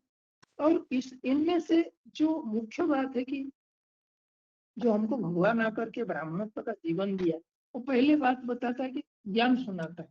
ज्ञान माना सृष्टि का रहस्य, अपना आत्मा जो परमात्मा से जीवन का रहस्य के बारे में बताते हैं। तो इसलिए बोला कि श्रद्धावान लभते ज्ञानम तत्पर संचितेन्द्रिय ज्ञान लब्ध्वा पराम साधति आचरण अधिगच्छति। अर्थात जो ज्ञान है वो ज्ञान माना हमको जीवन तो मिल गया है, आकान मिल गया, मनोबुद्धि मिल गया, लेकिन उसमें ज्ञान न हो कैसे चलना है, कैसे रहना है, तो हम जीवन पशु जैसा जी रहे हैं, कोई डिसिप्लिन नहीं है, तो दुख तो होना ही है। तो हमको दुख से बचना है, निकलना है, तो रास्ता तरीके से जीना पड़ेगा। तो इसका गीता विधान से आता है। तो पहला बात होता है कि ज्ञान समझना है, ज्ञान के लिए इंद्रिय संयम की आचरण धारण करना है। और जैसे सबसे बड़ी बीमारी संसार में है, काम क्रोध की बीमारी सबको लगी हुई है। काम क्रोध का अग्नि में सारा संसार जल रहा है और उसी कारण से दुखी हो रहा है, एक दूसरे को दुख दे रहा है। इसके लिए गीता में आया 5:22 में, यही संस्पर्श होगा दुख योनो ये बोलते अत्यंत कौंतेय न तेषु रमते बुधा। इसका अर्थ है कि जो इंद्रियों के विषय भोग से उत्पन्न होता है, वो उत्पन्न होता है वही दुखों का जन्मदाता है। और आदि अंत वाले फलों भोग सुख देते हैं। तो हे पुत्र का पुत्र, बुद्धिमान लोग उन भ्रष्ट इंद्रियों के कर्मों में भ्रमण नहीं करते। हमारा 11 इंद्रिया है, 5 कर्मेंद्रिया, 5 ज्ञानेन्द्रिया। 5 कर्मेंद्रियों में जो सबसे नीचे इंद्रिया, हम उसी का सुख में बुद्धि दौड़ाते रहते हैं। उसके अलावा और भी कर्मेंद्रिया, उसके ऊपर ज्ञानेन्द्रिया है, उसके ऊपर मन है। इन जो शक्तियों को हम नहीं समझने के कारण उसका जो महत्व है, उस आधार से हम जीवन अपना नहीं पाते हैं। जबकि उसका प्रैक्टिकल रूप में भक्ति मार्ग में भी हम गाते हैं कि भगवान जब आते हैं सृष्टि परिवर्तन के लिए, बोलते हैं कि ये काम क्रोध ही तुम्हारा शत्रु। जैसे राग भय क्रोध से विमुख होने के लिए बोला, वैसे काम वैसे क्रोध वैसे रजोगुण भाव समझ बताया कि वो काम क्रोध ही तुम्हारा शत्रु है। तो उसको मिटाने से ही जीवन में सुख शांति आएगा, ये मुख्य बात है। गीता तो वही बात बोलता है। और उसका प्रैक्टिकल एग्जाम्पल यह है कि भक्ति मार्ग में जो भगवान का पूजा करते हैं, जगन्नाथ बलभद्र और सुभद्रा जो है, तो भाई बहन के रूप में पूजे जाते हैं। तो उस जमाने में उस जो जगन्नाथ का जो होता है 12 साल में उनका जो शरीर भी चेंज होता है। उस समय सारे जो ब्राह्मणों का कम्युनिटी है वो सारा मूर्त क्रिया का सारा नीति नियम पालन करता है। सर का मुंडन करना, अपना जो जनेऊ चेंज करना, वो 12 दिन जो पालन करना, सब पालन करते हैं। तो मना दशांग कर्म करते हैं। लेकिन वही जो लक्ष्मी जी है वो विधवा नहीं होती। तो ये जो परंपराएं यहाँ बनाकर रखे हो, तो किसके लिए बताया? तो भगवान को बोलते हो ना, हम भाई बहन है, तुम माता पिता, हम बालक तेरे, हम तुम्हारे प्यार से सुख जाने रहे। तो ये प्रैक्टिकल चीज हम धारण कर लेंगे तो हमारे अंदर जो विकृति है जो समाप्त हो जाएगा। हम जब श्रेष्ठ विचार युक्त जीवन में चले जाएंगे तो हमको भगवान अपने जो नई दुनिया है वो नई दुनिया जन्नत में ले लेंगे। और जन्नत में बोलते हैं कि तो स्वर्ग के लिए तो भगवान जोड़ियां बनाते, तो वहां के लिए भगवान आपको साथी बना करके छोड़ देंगे। उसी हिसाब से हमको समझाना। हेलो। हाँ जी हेलो।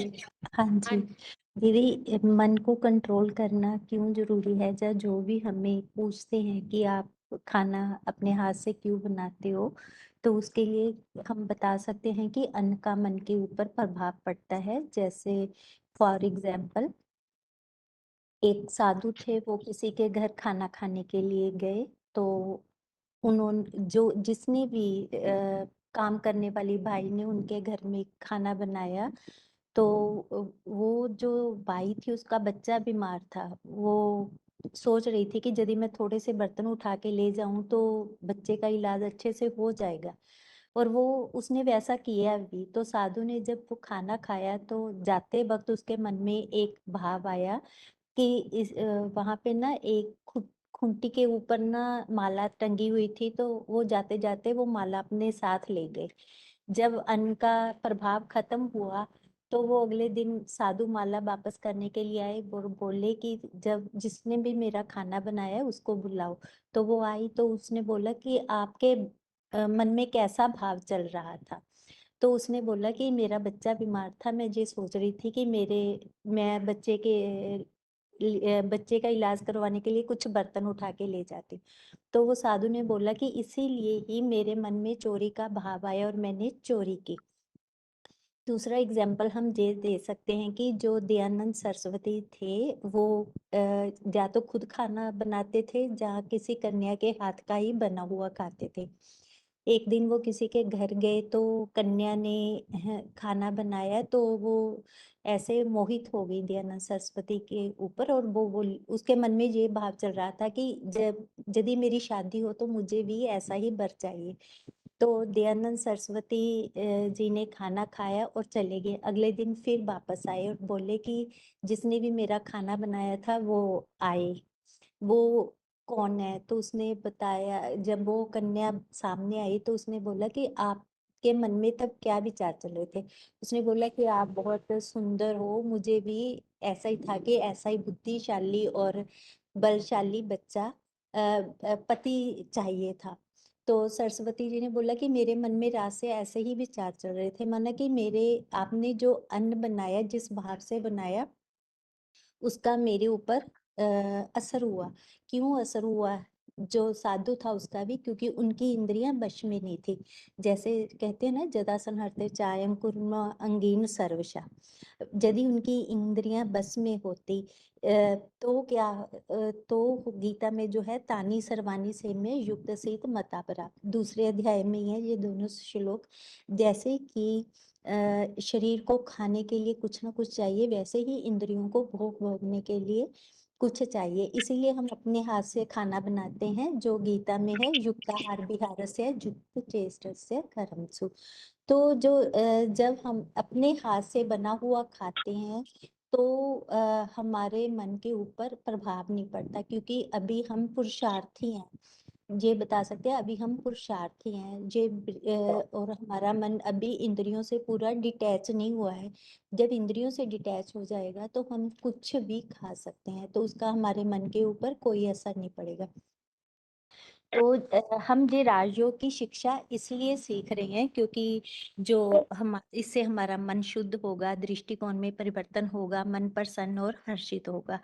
और हम अमृत वेले इसलिए उठते हैं, जैसे कई पूछते हैं कि हम तो इतनी जल्दी नहीं उठ सकते हैं, तो आप तो उठ जाते हो। तो हम उनको ये बता सकते हैं कि जो अमृत वेला होता है वो प्रभु पर प्राप्ति का वेला होता है। उस समय जो वातावरण है शुद्ध और शांत होता है और हमारा मन भी एकाग्र होता है, क्योंकि हम दैनिक भागदौड़ से दूर होते हैं। भगवान को याद करने से हमारे जन्म जन्म के पाप जो है कट जाते हैं। जो पापों का बोझ है वो याद का हट जाता है। हमारे तो शास्त्रों में भी ये बोला है कि राम सिमर प्रभात मेरे मन, हे मेरे मन सुबह सुबह राम को याद कर। क्यों याद कर? क्योंकि कहते हैं कि सिमर सिमर सुख पाओ, कलह कलेश मिटाओ, तन के भी और मन के भी। जब हम भगवान को ऐसे याद करते हैं तो हमारे बहुत सारे पाप भी कटते हैं। सिर्फ वैसे ही जैसे हम कोई किसी चीज में बिजली का करंट देना होता है तो ऊपर से जो रबड़ होती है उसको उतारते हैं, तब उसमें से करंट उत्पन्न होता है। दैनिक भागदौड़ में जितना आगे बढ़ते जाते हैं उतना ही हम संग के रंग में भी आते हैं और बुद्धि भी उधर उधर ही दौड़ती है। सुबह के समय जो है वो बुद्धि नहीं दौड़ती। ये भी बता सकते हैं दीदी। ठीक है। हाँ दीदी, हाँ दीदी, खान पान संबंधित बता रहे हाँ पहले। हाँ जी। हाँ, तो इसमें जैसे भक्ति मार्ग में भी भगवान से नजदीक का अनुभव करने के लिए व्रत उपवास वगैरह करते हैं, उसमें तत्वों का परहेज करते हैं और नियम भी रखते हैं कि इतनी बार ही खाना है। तो उससे उनको उस दिन के लिए शांति माना संतुष्टि की अनुभूति होती है और इंद्रियां भी, उनको समझ में आता है कि इंद्रियां भी कंट्रोल हो रही हैं और विशेष भगवान के प्रति जो भावना रहती है वो बहुत बढ़ जाती है और उस आधार पर प्राप्ति होती भी है, क्योंकि भावना का भाड़ा भगवान देते ही हैं। तो उस आधार पर भी हम समझा सकते हैं, जैसे व्रत उपवास में भी हम करते हैं परहेज, तो उससे भी प्राप्ति होती है। तो अभी जैसे शरीर बीमार पड़ता है, तो साइंस के आधार पर बता रही हूँ, जैसे शरीर बीमार पड़ता है तो डॉक्टर लोग भी कहते हैं कि खाना पीना जो है वो आप हल्का कर दीजिए, कम मसाले वाला खाइए, घर का ताजा बना हुआ भोजन खाइए, फल खाइए। माना ऐसी चीजों का डायरेक्शन देते हैं जिससे आयु, बल, बुद्धि, स्वास्थ्य का सुधार हो, चिकने हो, रसीले हो। तो शरीर की बीमारी उससे ठीक हो जाती है। तो स्वाभाविक है कि जब शरीर पर खान पान का इतना असर पड़ता है तो अभी तो आत्मा बीमार है, माना बीज बीमार है, जिसके लिए जैसे डॉक्टर शरीर का जो डॉक्टर होता है वो शरीर के लिए हमको साधन बताते हैं, ऐसे ही अभी परमपिता परमात्मा स्वयं इस सृष्टि पर सबसे बड़े सर्जन के रूप में आए हुए हैं, जो आत्मा और शरीर दोनों को निरोगी कंचन काया बनाने के लिए हमको मार्गदर्शन कर रहे हैं। इसलिए भगवान को जानकर, पहचान कर, उनकी याद के आधार पर हम जो भोजन बनाते हैं उसका प्रभाव आत्मा और शरीर दोनों पर पड़ता है, क्योंकि बीज और वृक्ष दोनों जुड़े हुए रहते हैं। और जैसे हाथों से और आंखों से वाइब्रेशन निकलते हैं, तो जब हम भगवान की याद के आधार पर उन वाइब्रेशंस का आधार लेते हैं, क्योंकि इन हाथों का और आंखों का विशेष जरूरत पड़ती है भोजन बनाते समय, तो दोनों को शुद्ध रखना जरूरी है। और शुद्ध माना भगवान को जानकर, पहचान कर उनकी याद में रहना, वो शुद्धता कही जाएगी। और यूं भी कहा जाता है कि सबसे ज्यादा प्रेम हर हर व्यक्ति को, हर आत्मा को अपने साथ होता है। माना अपना कल्याण हम सब पहले देखते हैं, तो अपने हाथ का बनाया हुआ भोजन सबसे ज्यादा हमको बल, आत्मा और शरीर को बल भरता है। और उसके अलावा जैसा अन्न वैसा मन कहा जाता है। तो मन सशक्त होना बहुत जरूरी है, क्योंकि जब मन स्थिर होगा तो हमारे अंदर गुणों और शक्तियों का प्रवाह आता है। माना हमारे अंदर जो शक्तियां हैं वो उसका प्रसार होता है, जिसका रिजल्ट, मतलब जिसका जो असर है वो कर्मों पर पड़ता है, तो हमारे कर्म भी सुधर जाते हैं। तो इसीलिए खान पान का ध्यान रखना बहुत जरूरी है। और उसके अलावा जो इंद्रियों वाला जो प्रश्न था, उसके लिए जैसे हमारे शरीर में सबसे उत्तम अंग है भ्रुकुटी, मन उसमें स्थिर है, तो सबसे ऊंची इंद्रिय जो सूक्ष्म इंद्रिय है उसको मन कहेंगे। तो मन का सुख लेना वो जायज सुख है। बाकी जो इंद्रियां हैं, चाहे वो आंखें भी हैं, तो वो भ्रुकुटी के नीचे का हिस्सा है। तो इसीलिए वो जो सुख है, जो इंद्रियां देखने में आ रही है, स्थूल है, विनाशी है, तो उसका सुख भी विनाशी होता है। तो विनाशी सुख के लिए हम विनाशी इंद्रियों का आधार लेते हैं। लेकिन जैसे भगवान से जुड़ने की जब बात आती है तो मन से भगवान से हम जुड़ते हैं, इंद्रियों से हम भगवान से नहीं जुड़ सकते, क्योंकि भगवान को इंद्रियां है ही नहीं। तो भगवान से अगर जुड़ना है तो मन को, जो चंचल मन है उसको स्थिर करेंगे तो हम भगवान से सहज ही जुड़ सकते हैं। और ऐसे भी कहा जाता है मरे बिना स्वर्ग नहीं मिलता। तो मरना माना इंद्रियों के सुखों से मरना है। स्वस्थिति के आधार पर हम स्वर्ग में जा सकते हैं, उस आधार से भी बता सकते हैं। और जैसे उदाहरण के तौर पर जो दुनिया में जो हैंडीकैप लोग होते हैं, जैसे कहते हैं कि जितनी भी इंद्रियां, उसमें से अगर एक इंद्रिय उनके पास कम रहती है तो उनकी बाकी की इंद्रियां जो हैं वो पावरफुल हो जाती हैं। तो समझने वाली बात है कि अगर हम सारी ही इंद्रियों का सुखों से उपराम हो जाएं तो हमारे अंदर कितनी शक्ति भर जाएगी। माना इंद्रियां होते हुए भी हम अगर इंद्रियों का सुख नहीं लेते हैं तो उससे अति इंद्रिय सुख की प्राप्ति होती है। और हर मनुष्य की इच्छा यही रहती है कि हमको ऐसा सुख मिले जो जो हम शब्दों में वर्णन ही न कर सकें। भगवान से जुड़कर हम ऐसा सुख, ऐसे सुख की अनुभूति कर सकते हैं। इसलिए इंद्रियों से उपराम जाएंगे, मन को जो स्थिर हुए मन का जो सब सुख लेंगे तो हम भगवान की प्राप्ति कर सकते हैं। ओम शांति। बताइए आगे, छोटे फोन से अनम्यूट है किसी किसी का।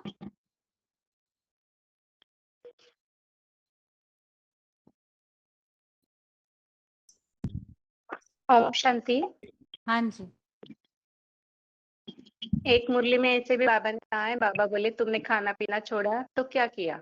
जैसे कोई बीमार होता है तो डॉक्टर के पास जाते हो तो वो कहता है ना कि डायबिटीज हो गई तो तुम तो छोड़ते ही हो ना, तो कोई बड़ी बात नहीं। और पहनना वरना छोड़ा तो क्या किया। आजकल अच्छे अच्छे पहनेंगे तो फिर माना बुरी नजर भी डालेंगे, बुरी नजर डालते हैं, फिर कुछ गलत भी हो जाता है। तो माना जो भी किया वह हमारा फायदे का ही सौदा है ये सब जो भी हम कर रहे हैं। तो इसलिए हम यही बता रहे हैं कि भगवान बाप स्वयं बता रहे हैं कि देखिए ये कोई त्याग नहीं है, ये तो भाग्य बन रहा है, क्योंकि हमने जो अपने को शरीर समझा है यही गलती की। ऐसा भी बता सकते हैं दीदी। हाँ जी। हाँ, हम किसके पास जब ईश्वरीय ज्ञान का वार्ता लेके जाते हैं, खास करके गृहस्थी जनों के पास, तो हम बताएंगे कि हम ईश्वरीय आध्यात्मिक विद्यालय से आते हैं। जो ईश्वर है वो कोई एक का नहीं है, वो सबका है।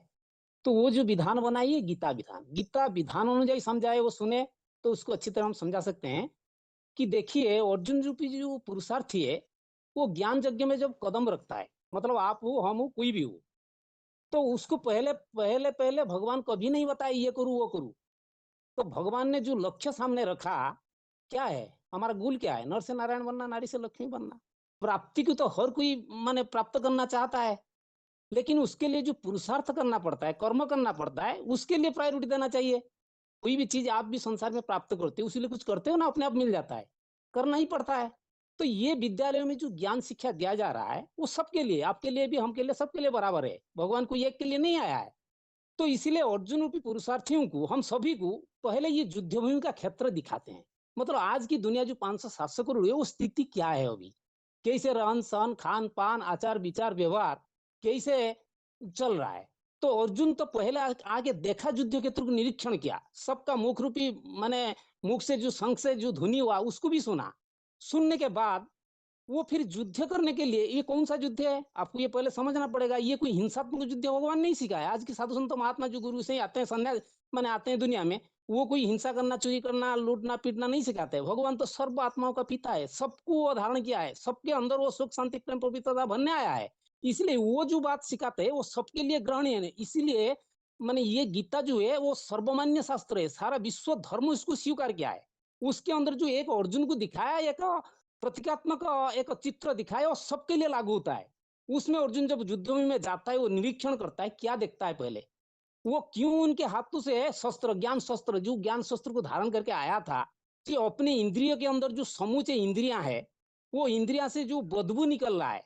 जो आज की गृहस्थी जन, आप लोग देवता के मंदिर में जाके किसको पूजा करते, कहते तो कमल चरण, कमल लोचन, कमल आंख, क्यों कहते हो? देवता पवित्र थे, तो पवित्रता की पूजा होती है। ईश्वरीय विश्वविद्यालय वही पवित्रता का पाठ पढ़ाया जा रहा है। कोई भी गृहस्थी जन, जिसको मिसाल दिया माने गीता में, कर्मेण संसिद्ध अस्त्य जनक आदि, निवृत्ति मार्ग सन्यासी विष्णु द्रोण, ये सन्यासी का मिसाल नहीं दिया है।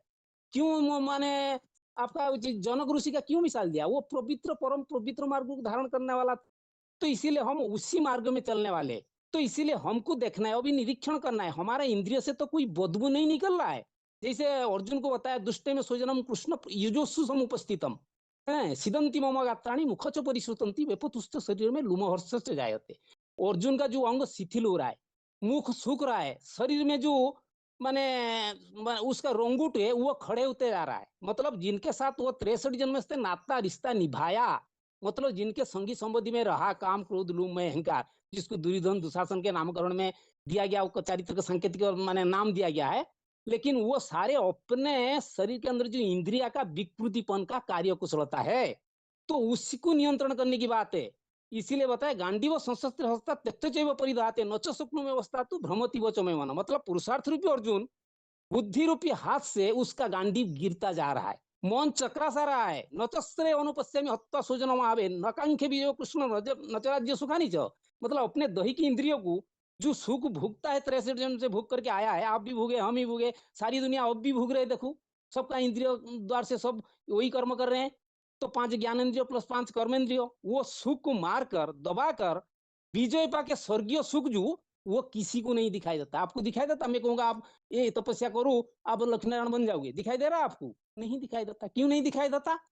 मतलब आप इंद्रिय रस से, भगवान जो है एवर प्योर है, उनसे जुड़ने के लिए, उनसे नाता रिश्ता स्थापन करने के लिए, वो जैसा वो आपको भी ऐसा बनना पड़ेगा। इसलिए देवालय मंदिर में जब जाते हो एक दिन के लिए पूजा, तब माने करते हो, यज्ञ करते हो, तो थोड़ा शौच होके जाते हो, मन को पवित्र रख करके जाते हो। क्यों जाते हो?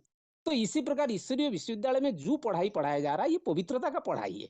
ये दिखाई नहीं देता किसको आंखों में, लेकिन ये अनुभव करने की बात है। यद्यपि तो न पश्यन्ति लोभ अपहुत्रत्यसता गुणक्षय कृतं दोष मित्र द्रोहे च पातकम। यद्यपि राज्य धन संपत्ति प्राप्ति की लालसा में मेरा चित इतना डूबा हुआ चुका है, इसको त्याग करने में अपना मित्र संबंधी जो मुझे इतना सुख सम्मान दिया है, दुर्योधन दुशासन रूपी जो चरित्र को दिखाया गया, मतलब काम क्रोध लोभ मोह अहंकार, उसको मार के मैं कोई सुखी संपन्न देवता बन जाऊंगा, ये मुझे नहीं दिखाई देता। ऐसे लोग भी दुनिया में कह रहे हैं, आप जिस मार्ग में चल रहे हो इतना त्याग तपस्या कौन करेगा भाई?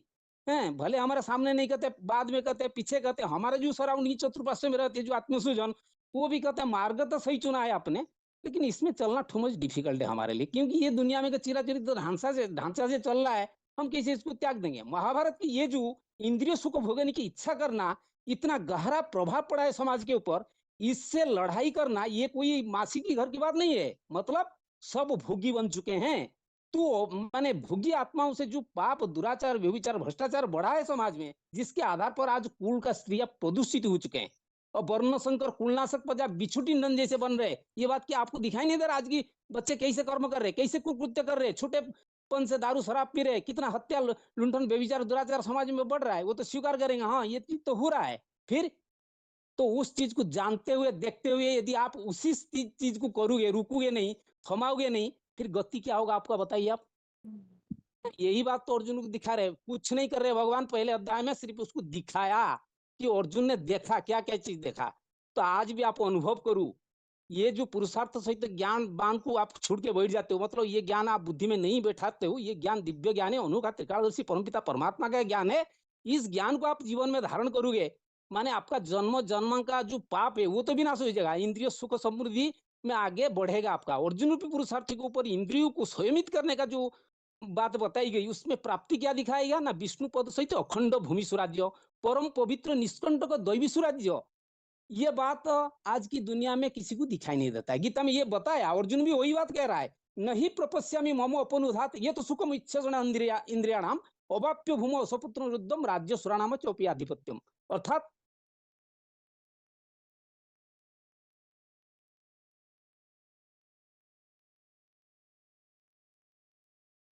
कि उसको जो नहीं दिखाई दे रहा, तो मतलब क्या करना तुझे? मात्रा स्पर्श तो कोणते हो शीतोष्ण सुख दुखदा आगामा पाइना नित्य तानी तिथिकुसु भारत धीरज धर मनुआ धीरज धर। मतलब ये जो माने इंद्रिय का सुख है, ये विषय भोग है, सर्दी गर्मी जैसे आने जाने वाला है, नित्य नहीं रहते। ये और इसका जो तिकड़म है, इसको तो सहन कर। जो धैर्यवान पुरुष होते हैं ना, वो कभी किसी स्थिति में विचलित नहीं होता है।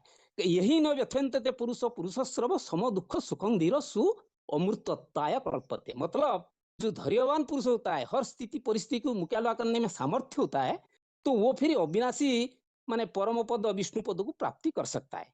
तो इसके आगे फिर अर्जुन रूपी पुरुषार्थी को भगवान ने क्या कह रहे कि आप आत्मा क्या है, देह क्या है, उसका डेफिनेशन बताते हैं। देही नित्य अवैधम देह सर्वस्वार तो तस्मात् सर्वाणि होता नहीं तुम सूचितम असद। फिर बताते हैं वासंग से जन्नानि फिर जातस्य ध्रुव मृत्यु ध्रुव जन्म। मतलब पूरा आत्मा का डेफिनेशन बताने के साथ साथ आत्मा कहाँ रहता है, आत्मा कैसे अजर अमर अविनाशी है, उसके बाद में पूरा जानकारी प्राप्त करने के बाद अर्जुन अपना क्षत्रिय होने का, क्षत्रिय वीर होते हुए उनका कोई प्राधान्य गृहस्थियों को बताने जैसी सहज भाषा होनी चाहिए। इतना टफ लेवल का ज्ञान जो गीता नहीं जानते, अपने धंधे धोरी में फंसे हुए हैं, हाई लेवल की बातें कैसे समझ पाएंगे? मैं तो इसीलिए कह रहा जो गीता समझने कोई वाले सहज भाषा ऐसी हो जो एकदम सुनते ही लगे कि हाँ ये चीज ऐसे होनी चाहिए, ऐसी बातें होनी चाहिए। बाहर की दुनिया वाले तो अध्यात्म से बहुत दूर रहते हैं ना, तो उन्हें उत्तर देने के लिए ये तो ज्ञान में चलने वालों को समझ में आ रहा है ये सारा, लेकिन बाहर वालों के लिए थोड़ा ऐसे सिंपल भाषा में कोई सटीक और शॉर्ट और स्वीट ऐसा कोई उत्तर होना चाहिए। हाँ, वो तो हम रखते हैं जनरली स्थान काल पात्र व्यक्ति विशेष को आधार बना के रखते हैं। ऐसे नहीं कि सबके सामने या नाम रख देंगे, वो समझ नहीं वही पाएगा मतलब तो यहाँ हमने ये प्रश्न इसलिए पूछा है, कई ऐसे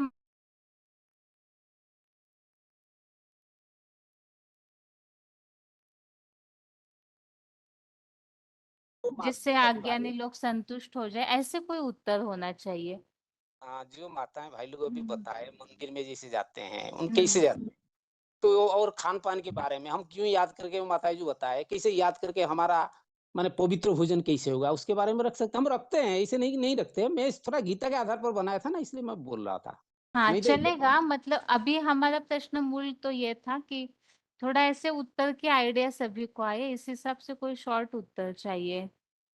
हाँ शॉर्ट में हम यही बताएंगे कि देखिए अभी जो दुनिया का स्थिति परिस्थिति आप अवलोकन कर रहे हो, जो सामाजिक स्थिति है, अभी पारिवारिक स्थिति है और व्यक्तिगत स्थिति है, वो कैसे दौर पे गुजर रहा है वो अनुभव करेंगे। क्योंकि जब किसी के सामने हम सिर्फ भाषणबाजी करने से नहीं होता है, उनके सवाल जवाब करेंगे, उसके मन में वो खुद बताएगा। जब बताएगा उसके आधार पर हम गीता के आधार पर हो या कोई भी सामाजिक चलन व्यवस्था के आधार पर उनके सामने बात को हम रख सकते हैं कि देखिए इस प्रकार का सृष्टि ऐसे चले गए तो आगामी परिणति क्या होगा, आपके सामने क्या हो रहा है, आपका परिवार के साथ आपका क्या हो रहा है, दुष्परिणाम क्या हो रहा है, सुपरिणाम क्या हो रहा है, आप देख रहे हो नहीं देख रहे हो।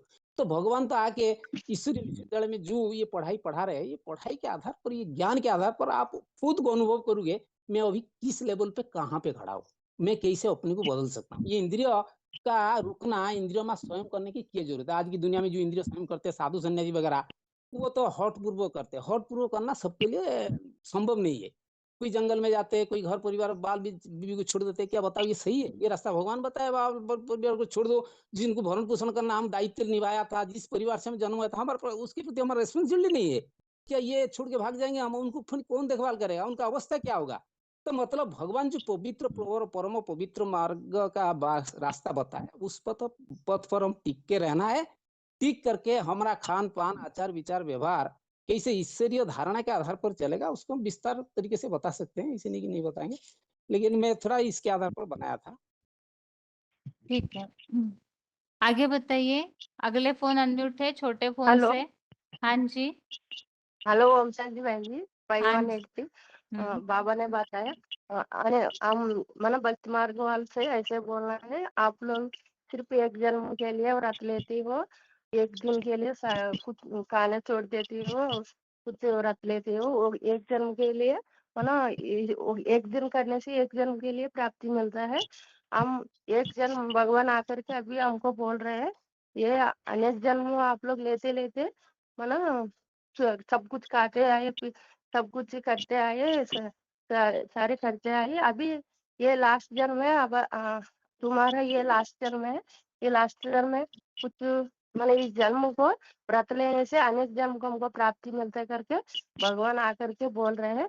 मतलब जैसे देवता होते हैं ना, देवताओं को कैसे नैवेद्य देते हैं, जितना मतलब निष्ठा से करते हैं ना, देवताओं को पवित्र रह करके कुछ बना के बना मांस मछली ऐसा नहीं देते हैं देवताओं को। कैसे अच्छे से नैवेद्य देते हैं ना, ऐसे इतना पवित्र होकर के पूजा करते हैं देवताओं को। ऐसे ऐसे देवता बनाने के लिए भगवान आया है अभी।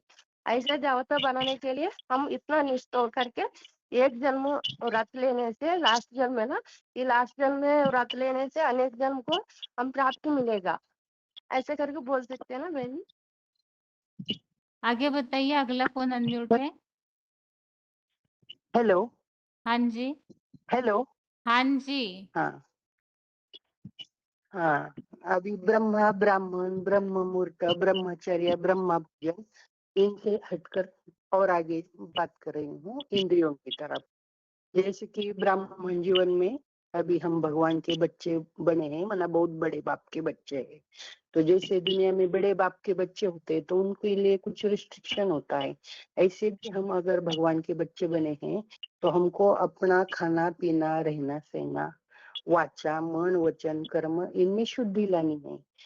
क्यों? क्योंकि भगवान आकर ब्राह्मण से देवता बना रहे हैं, आदि सनातन देवी देवता धर्म की स्थापना कर रहे हैं।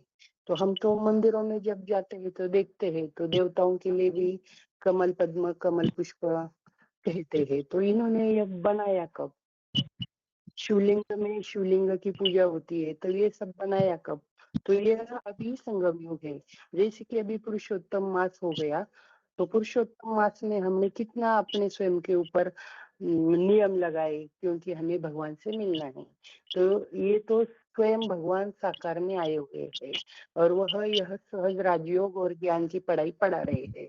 और भगवान कहते हैं कि जैसे वृक्ष का जो बीज है, उस बीज में बहुत सारी ताकत होती है, लेकिन जब वृक्ष का विस्तार हो जाता है, वैसे ही हमारी आत्मा जो जन्म बाय जन्म चलती आई, जब हम धरती पर आए तो हमारे अंदर अद्वैत शक्ति थी, हम देवता धर्म के थे, तो हमारा मन, बुद्धि, संस्कार, इंद्रिया सारी कंट्रोल में थी। जैसे जैसे द्वापर युग आया, हम देह भान में आ गए, तो मन बुद्धि इंद्रिया थोड़ा थोड़ा करके, और कलयुग के अंत में लास्ट में सारा ही अंदर का संगठन जो है, मन बुद्धि संस्कार इंद्रियों का, ये संगठन बिखर चुका है। अंदर का संगठन शक्तिहीन हो गई है।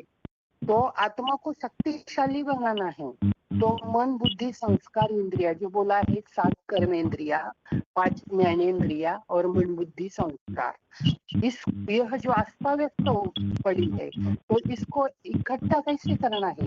बीजरूप आत्मा के जो भ्रूर मध्य प्राण आवेश सम्यक कहा गया है, जो तुमने बोला है, निर्मोह मोहादि अध्यात्म त्याग निवृत्त कामा, माना जिसने अपने इंद्रियों को जीता है वही स्थिर रह सकता है।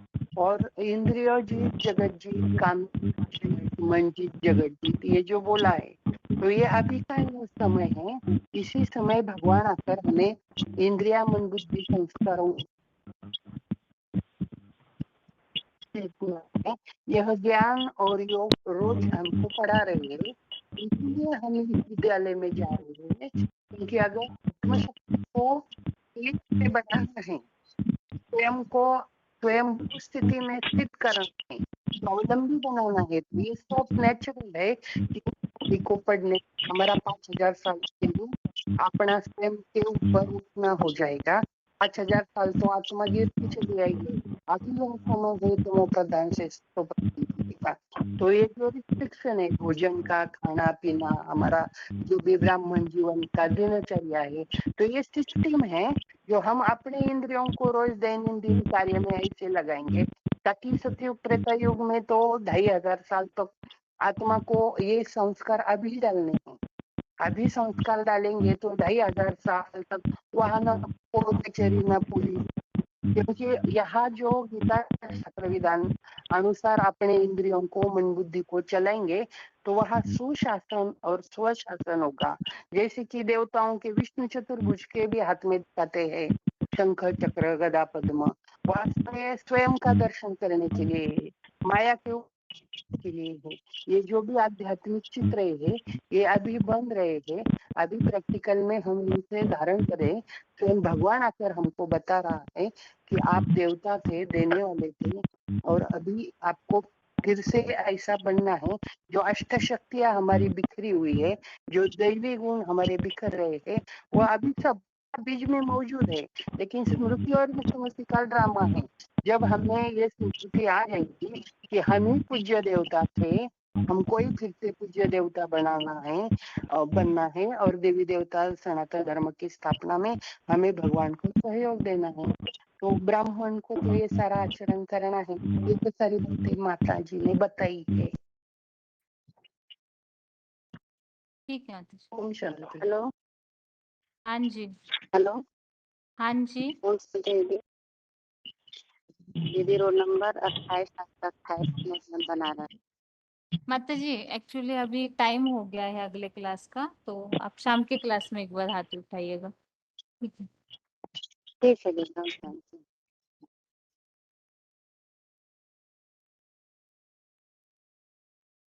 अभी जिन्होंने जो भी बातें बताई है व्यवहारिक रीति से ठीक है, बाकी मुरलियों में बाबा ने क्या बताया है आप जरूर VCD पॉइंट्स, क्योंकि ये बात इसके पहले भी बताई है कि बाबा ने मुरलियों में बहुत सारे रीजन बताए हुए हैं हमें क्या क्या बताना चाहिए। तो इस प्रश्न के उत्तर के लिए मुरलियों में जो बातें आई हुई है, ऐसी बातों को भी ढूंढ करके 1-2 पॉइंट ही सही लेकिन बताने का प्रयास कीजिए, ताकि सभी के पास मुरलियों में शिव बाबा ने डायरेक्ट जो समाधान दिया है वो भी हो। उस बहाने आप सभी मुरलियों में जो डायरेक्शंस दिए हैं अन्न दोष संग दोष के, वो भी रिवाइज हो जाएंगे। बाकी अभी अगले क्लास का टाइम हो रहा है, इसीलिए आज के लिए गीता क्लास यहाँ ही पूरा करते हैं। ओम शांति।